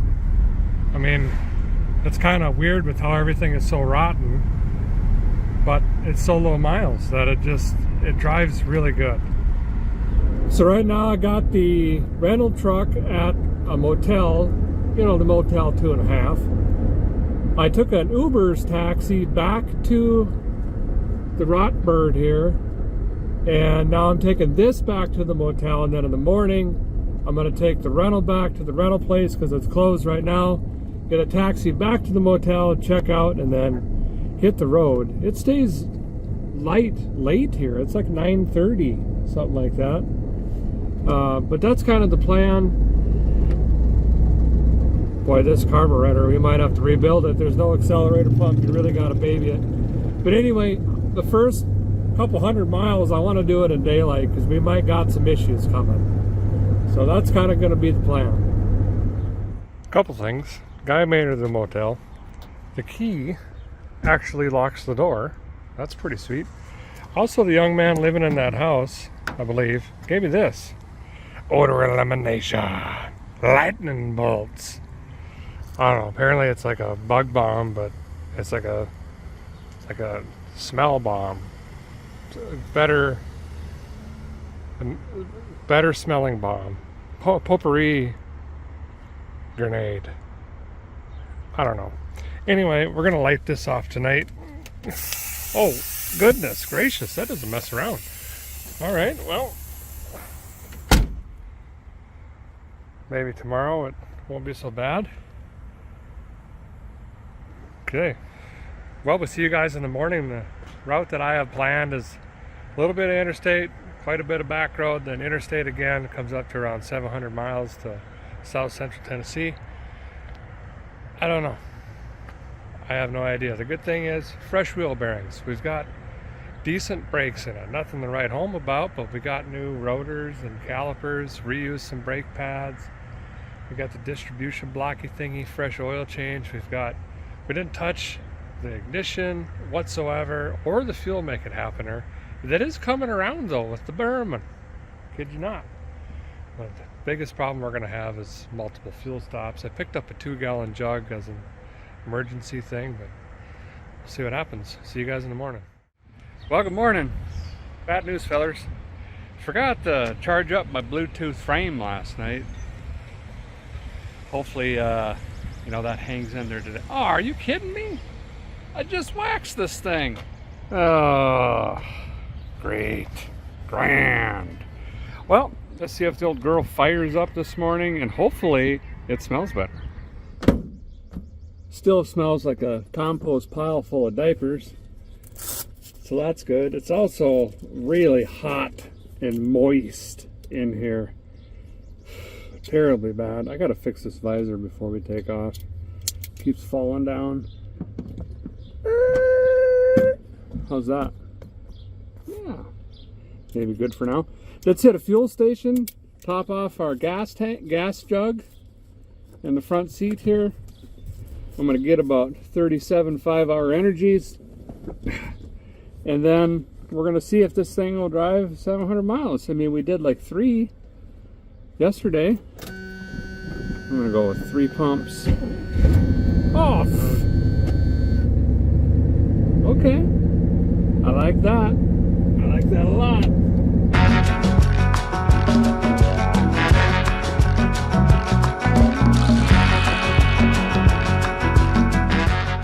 Everything's fine. Listen, we got radial tuned suspension. What more could you want? All right. Filled up. Gonna try to find a fuel station about 50 miles. We'll start there. It should get way better than 10 miles to the gallon, but playing it safe. Man, them BFGs look good. On the blue tires with the blue letters. Sits too high in the front though. We could probably fix that. Yeah, let's go.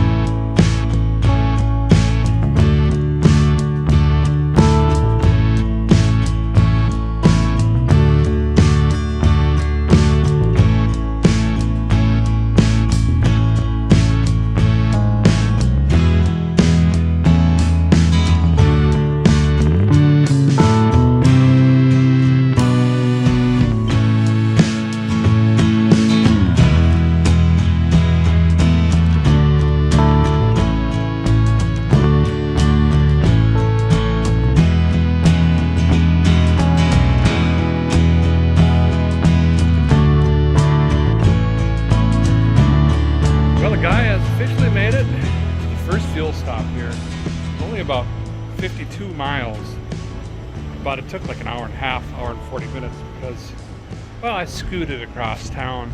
A lot of stop and go traffic, stop signs, stuff like that. And then I threw it on the interstate at the end. It's got long legs. Allegedly ran like 80. I don't recall another car that we ran in the fast lane that much. Maybe that T-top 5-speed Camaro. But that's going to be nice going home. I just wanted to shake her down a little bit before we get carried away with this thing. Remember, the frame is in bad shape. Speaking of shaking down, it's a spooky feeling glancing up in the rear view there, and every time you hit a big crack on the highway or a bridge, you just see chunks of rust exploding on the highway. Well, I guess we're getting lighter as we're going, so the MPGs are going to go up. That's pretty good. Also good news, I only used about half of that jug. So let's calculate some MPGs here. We might be able to stretch this thing out to 100 miles a stop or something like that. That's really going to help getting back.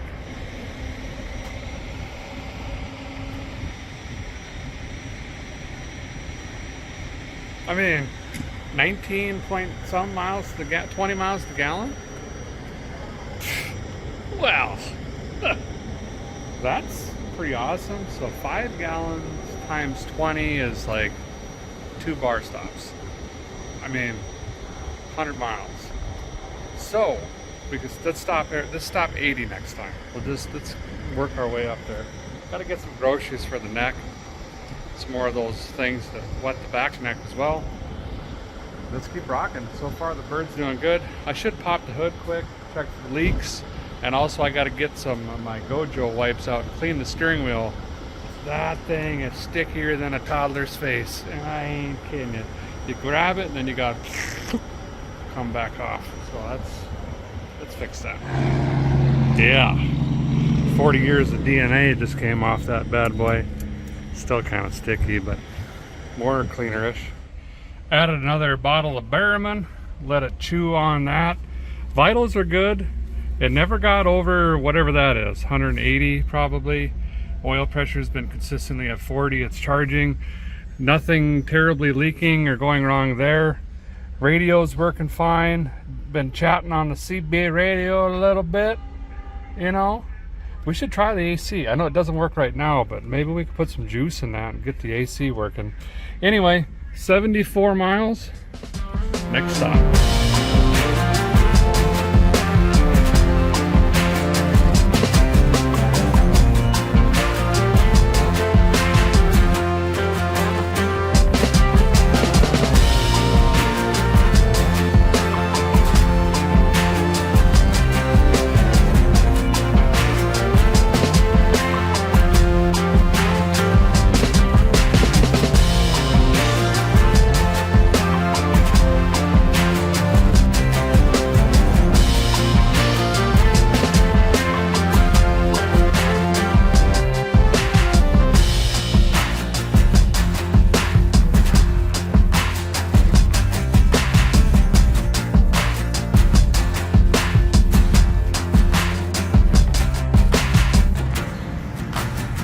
That's not good.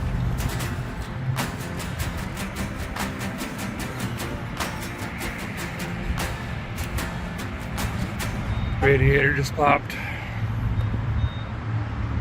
Oh boy. Well, good news. 19.7 miles to gallon. Allegedly at about 75, 80. Runs really good. But that rotten radiator just popped on us. I think because we shut it off. It was getting up towards 200 degrees. I bet it's over 220 now. Well, almost 220, but it built a lot of pressure. I could see the fins where it popped in there. Okay, well, that's fine. Let's ignore it for now. Closest parts store is a Napa. We're just gonna run her down there with no water quick, try to sneak in and see what we can snag. Well, Napa doesn't even show it as an available part. Called O'Reilly's, they have it at the warehouse, but they can't get it here till tomorrow. So Dun, da, da, da! Look at this cute little guy. K-Seal. We used this on the 35 Ford, and I truly believe it got us home. This one says it'll fix your radiator leak guaranteed in 1 to 3 minutes. So, real world testing right here, right now. I don't know if this is going to be the resolution. We've got hundreds and hundreds of miles left, but maybe if you patch it up good enough, I could order one now and pick it up on the way, maybe? I'm not sure. For now, just to see if we can slow this leak down. Okay. Oh, you know what? This looks exactly like their head gasket. Oh, I bet you it is. They just put it in a different bottle. I should have just bought the head gasket one. Got more of it in there. Okay, that's in. It says it needs to be operating temperature. Check. We're going to top it off with this jug. It's one extra I had. Fire this thing up, let it run, and monitor the leak here. Got her fired up. It's really hard for you guys to see, I know. It's between the condenser and the rad. You can see it's shooting straight out. The concern here is, even if this plugs this hole, if that just randomly burst, I mean, well, it probably is going to do it another 93 times before we get home. So that's nice. But like I say, temporarily permanent fix, maybe. Everything else is looking pretty good. Oh, I forgot to, you know what, I should go get some new transmission clutches. That was up because I was supposed to put a cord in and I forgot. Oops. I'll go do that while this is chewing, and everything else is looking good. Got a cord added. I've never tried these type of transmission clutches before, but I need everything it says on it, so hopefully that'll work. I can't believe I'm about to say this, but I think this has actually worked. I'm not seeing anything. Well, that drip, don't worry about that one. This one was the big one, and I'm not seeing it. And I've looked through here several times. I think it's actually going to be okay-ish for now, so I'm just going to start dialing the parts store. Well, it's not looking good, fellers. I've called every parts store down my path, basically. Search along the route. Computer pocket box, I said. And called. Now all the O'Reillys south of here can get it, but they can't get it till Saturday, which is a couple days from now. And that's not going to work.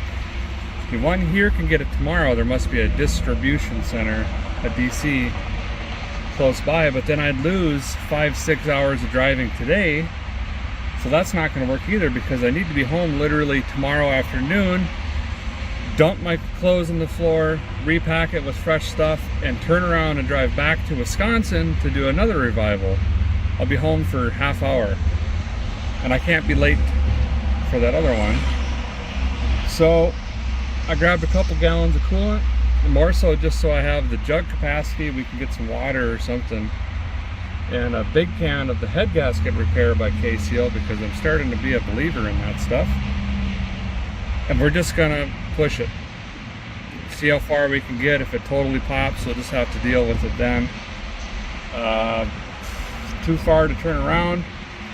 You know, we're fixing to go through Columbus, I believe, big city. The worst place for that radiator to just explode.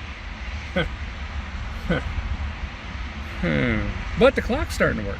I mean, the second hand turns every now and then, so everything's fine, really. You know, let's just hit the road.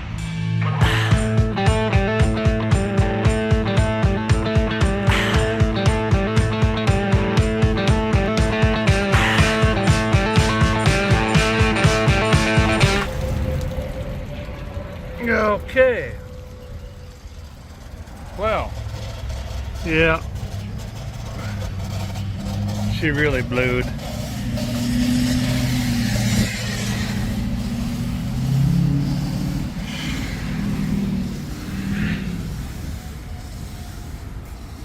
got over 220, took the closest exit I could take.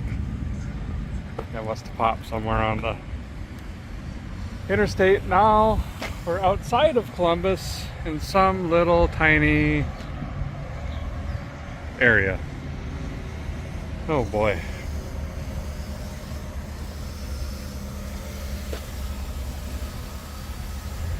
I saw this as we took the exit. Came and talked to this old feller, and he does not have any rats. We dug and dug and dug. I saw an Astro van back here, but it's already been gutted. Man, I mean, we could hunker down. We got that one rat. If I call before 5, they could probably get it tomorrow, but now we still got to get back that way, and I don't think I'm gonna make it home in time. I'm gonna see if I can find some scrap yards. But basically exactly what I thought was going to happen happened. Fixed one hole, system pressurized again, and then boom, another hole. It's just going to keep happening, I think. Used that other bottle and filled up some jugs with water over here, thanks to those guys. Just trying to see, I think it's the actual tank this time. I think it's done. Yeah, I don't think that's gonna fix it. Looks like it's coming right off the inside of this tank, right around the corner. Well, I just topped off of water, found a parts store that has, they claim, a large variety of radiators in stock. So we're just gonna go there, see if we can find anything that's even remotely close, and do some cobbling. Don't like the way this traffic's looking. Guys got a couple more miles yet, and we're creeping up on 220 really quick. If I can get through this light, might be able to coast a little bit. I need to unhook the neutral safety switch in this so I can bump the starter in neutral. This particular store's computer does not let them search by the inlets or the outlet size or the shape or the dimension or anything. So they don't have a bunch in stock. Well, they do, but they're like the Honda Suzuki's and Mitsubishi, this and Galantos. And anyway, we'd be here forever. So, like a Rolodex, I just started rattling off part numbers, or not part numbers, but vehicle makes and models that might have something similar. And the 97th one that we typed in, which is a G body, another store has it like 15 minutes from here. I don't know if we're gonna make it there. I got a bunch more stuff. This time we're trying stop leak. I don't know, it's a bunch of metal in here basically. So we're gonna plug up our cooling system completely in the heads and everywhere else. Will's trying to fix this old rad. We could limp to this other store. Maybe I can cobble that on here and make something happen, but we'll see. First I gotta dump this in, top it off, got another gallon of antifreeze, and then just stay green lights, stay green. We're just bombing through town here. I just gotta get there before the tanks go dry. Look out! Oh, the horn works, wow! Didn't make it. When life hands you lemons, trade them for whiskey. You know what I mean? Rad's about 700 degrees. Just gonna let it cool down. I'll probably switch over to drinking water. I'm at a loaf of bread and jugs or something. Gallons of drinking water are a lot cheaper, and people don't look at you so weird when you're filling them in bathroom sinks as you do, you know, cooling jugs. Cool this thing down, fill it up. I got another 8 miles. We only got 4 miles. So I'm probably gonna have to do that again. We're gonna have to stop again. So we get 4 miles per rad fill, even with the foot just through the firewall. Actually, speaking of foot through stuff, that's my foot right there. Oh, I've snapped off more lines with my foot, it looks like. I don't know what those are to, but apparently we don't need them. We're overheating, but I do like that. 2 miles to the exit. Got her shut down, sitting at a light. We got to get through one more light after this, and then it's on the right hand side. Well, we got a rad, but it is not the right one. The one that they were supposed to have, A573, that showed in stock here was in fact not in stock. So we played the make and model game again and came up with this guy. I don't know. It should have the right side upper and right side lower.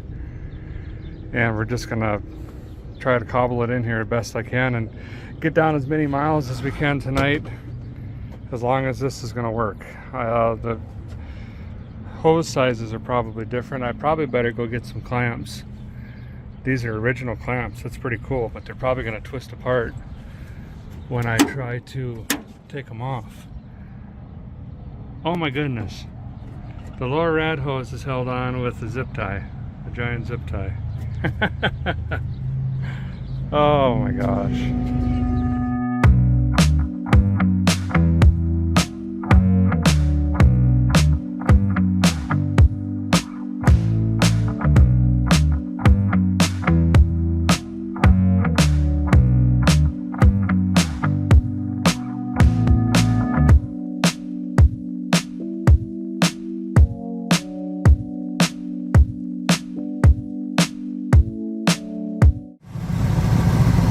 Radiator is fixed.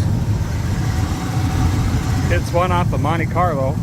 It's a little wider, so the cushion tabs don't fit quite correct, but it should get us home. Fan shrouds zip tied together because the hardware was bad, and the transmission cooler lines are just double hose clamped on each end. However, I just noticed another big issue. Look at the water pump pulley.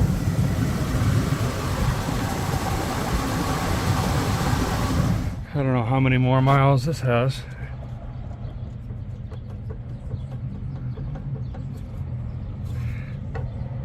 Before that, just grenades.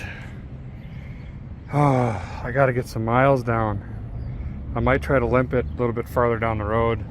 We're losing light. It's hard to tell. It's so smoky here. This is all smoke. Prayers to those up in Canada if you've been affected by the wildfires. That's a bad deal. But I want to get some miles down. We haven't really done much. The risk is that comes off and tears up our new rad. But I think we're going to risk it. So I'm going to clean up my trash, wipe up the stuff that I spilled, try to make it look like it didn't even work here. Got to get some gas, and we're just going to nurse this along a little bit farther. Well, we're fueled up. 79 miles I got on the map system here. We're going to try to push it.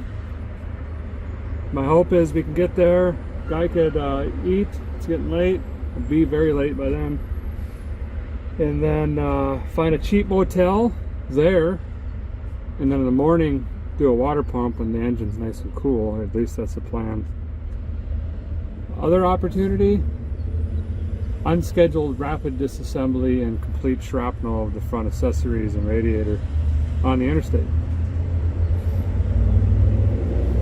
All right, here we go. Look how cool she's running now. I misspoke, it's actually 89, 90 miles. Great news is all the traffic has calmed down quite a bit. Rush hour is over. So hopefully this is just nice, easy driving through the big old city.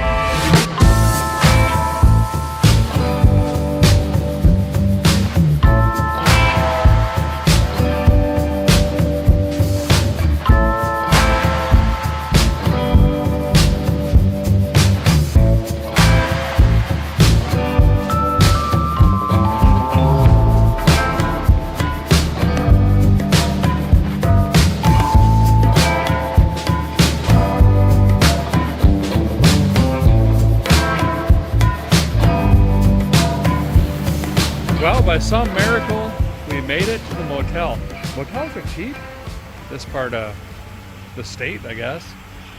99 bucks, I get to sleep in a real bed tonight. Plus, broken sprinkler head, free car wash. That's not too shabby. I found this one by the Satellite Earth Google Web images because we got this dead end kind of parking lot thing. Perfect for scattering, allegedly, coolant and oil and parts and debris and all that stuff tomorrow morning. We got to get a couple parts, a few things, and then we're going to tear into this thing and make it better. That's going to do it for today. We've got a huge, long drive tomorrow, but hopefully after this water pump and a couple other things, wow, the sprinkler's coming at me. It's a real rogue one. Hopefully after that, the rot bird is sorted. We're going to make her back to Tennessee. She's coming quick. Well, good morning. Oh, the rot bird's still here. I was kind of hoping it'd be stolen. But okay, guess not. It's looking good. I don't see any piles of, well, there's a little drip by the trans, but that's it. Well, it turns out 90 miles is the absolute maximum. Everything it's got for MPGs and the fuel mileages and all of that stuff, that is empty. So I'm gonna root around in the boot. I think I got some true fuel left. I'm gonna dump that in this, scoot over to a fuel station. I gotta go to the parts store. I forgot I don't have a drain pan. So the whole idea of working on this back here, which people obviously do, well, ain't gonna happen. We'll just have to do it at the parts store, I think. Let me dig around, find something that's flammable, get this thing fired up. Guy had about half a can left. Hopefully that gets us to the station. The guy does believe I left my SGs up on the roof yesterday when we did the rad change. That's too bad. I finally got a nice pair of sunglasses after 49 years, and then I lose them. That's why I stick to the $17 gas station glasses. All right, where's the keys? Here they are. Oh no, never see them again. I'm seeing them again. Let's go with 2 pumps that worked good yesterday. Boy, this engine, I didn't even look at the water pump. I don't even want to see the condition of that status. That would be condition to condition, but I don't want to look at it right now. Okay, let's just get to where we're going. Smallest parking lot I've ever seen out of O'Reilly's. I don't want to plug it up. So we're over here at the Mujur grocery store. Thank you for letting me use your facility without asking. Whoops. I'll try to be clean. All right, let's get this pump out quick. We got a lot of miles to go. So basically just undoing a lot of what I did yesterday. Gonna have to drain this puppy, bracket, charger whirler. Look at this. I can't believe that's not leaking. It doesn't even make sense. And then we could pop the belts off. Actually, I'm gonna undo the fan first so I can use belt as a lever. And then we'll get that pump off quick and throw the other one in. Apparently there is an ant colony somewhere in here and they're moving the larvae. I think it was in this pile or something, or in this fender, but they are mad. Sorry, I didn't send an eviction notice. I didn't know he was there. Got her all stripped down. Kind of fun, actually. It's all original. I mean, this one had an original clamp on it too. Unfortunately, I had to break off. Original water pump. I mean, none of this stuff's been messed with. It's just you don't see that a lot anymore at all. The upper ad hose hadn't been changed either. So pretty time capsule-ish. I did have to cut the AC belt off. We'll save on that compressor anyway. It's not blowing cold, but we could have maybe have tested it, but I like cruising with the windows down anyway. I got a new pump out here. I got gaskets cooking on it because I got to slide it behind the PS pump. A couple minutes here, I'll slap this back in, reversalize on the insulationals, and hopefully we'll be good to go. New water pump doesn't have these studs, so don't panic, fellers. And don't squish these with a vice grip, although that is effective. What I do is double nut them, and then we could pull these studs out. So just run 2 nuts on, tighten them together, and then essentially try to loosen the bottom nut, and it'll back this stud right out, and we could put that on the new pump. Well, we finally got a good rad flush in, you know what I mean? The long way. Okay, everything's buttoned up, back together. It was cheaper buying this Funnel with the screen in there. I'm just gonna dump that right back in, and then we'll top her off with the jug I kept from yesterday. All the other ones I threw away. Didn't think I'd need them again. Oh. And we should finally be on the road. Well, if this was a gold pan, we'd be striking rich. Oof da me.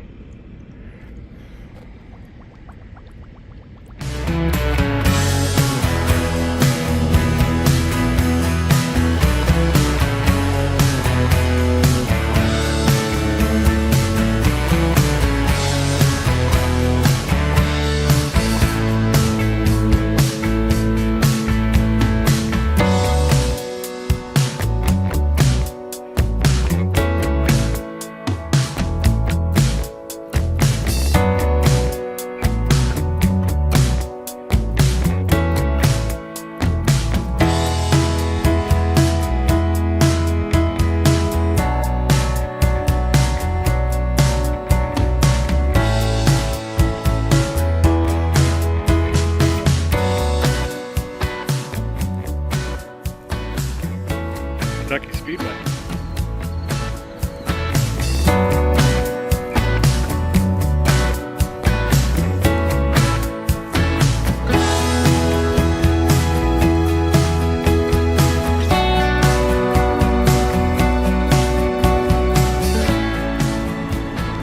Well, unfortunately, that little drip has turned into this, and that is not good.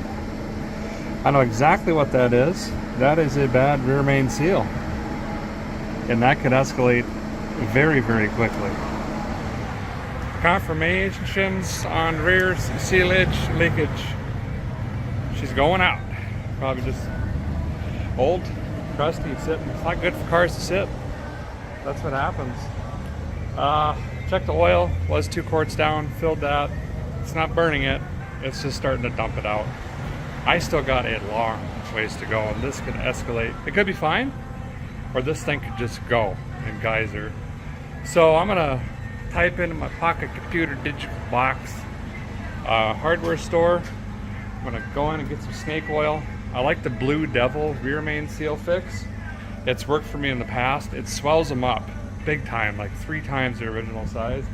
Should slow this thing down enough to where we can get back. I don't want to hurt this engine. It's a really, really, really good running engine.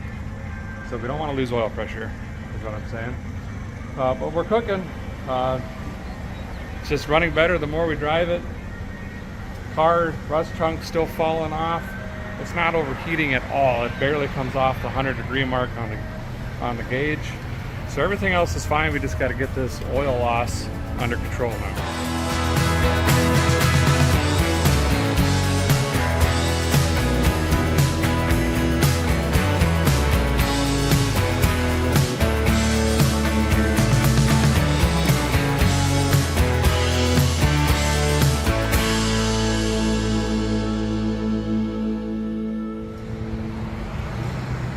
Yeah, you can tell it's leaking oil really bad. You just scan your peepers on it. That was only after a couple miles. I want to explain the difference between burning oil and a rear main seal leak. Now, burning oil, it doesn't concern me. I don't care if it's 4 quarts per fill up. I'll drive that thing from coast to coast. It's a known value. You know what you're going to burn, you know what you're going to use, you just keep dumping it in, and there's virtually nothing that's going to change that scenario to make it worse. So if you burn 3 quarts of oil per fill up, I would just send that thing and drive her all the way to New York. Wouldn't bother me the least bit at all. However, a rear main seal, that thing could completely blow out and we could lose all quarts and have none quarts left in a matter of a minute. And it's just a much more terrible situation to be in because it's not tangible, it's not a known variable, it's variable. So you never know how much you're leaking, if it's improving or getting worse, unless you continually stop. as opposed to burning oil. I got some snake oil here. Gonna throw that in, picked up a couple more quarts just to jam in this thing. This might actually shut us down. Fingers crossed it doesn't, but we're gonna probably go back down to about 40 miles and then pull over. Might as well fill the jug, and then we'll check the leak and see if it's getting worse. Hopefully it just sustains or slightly improves, and we can get this thing back.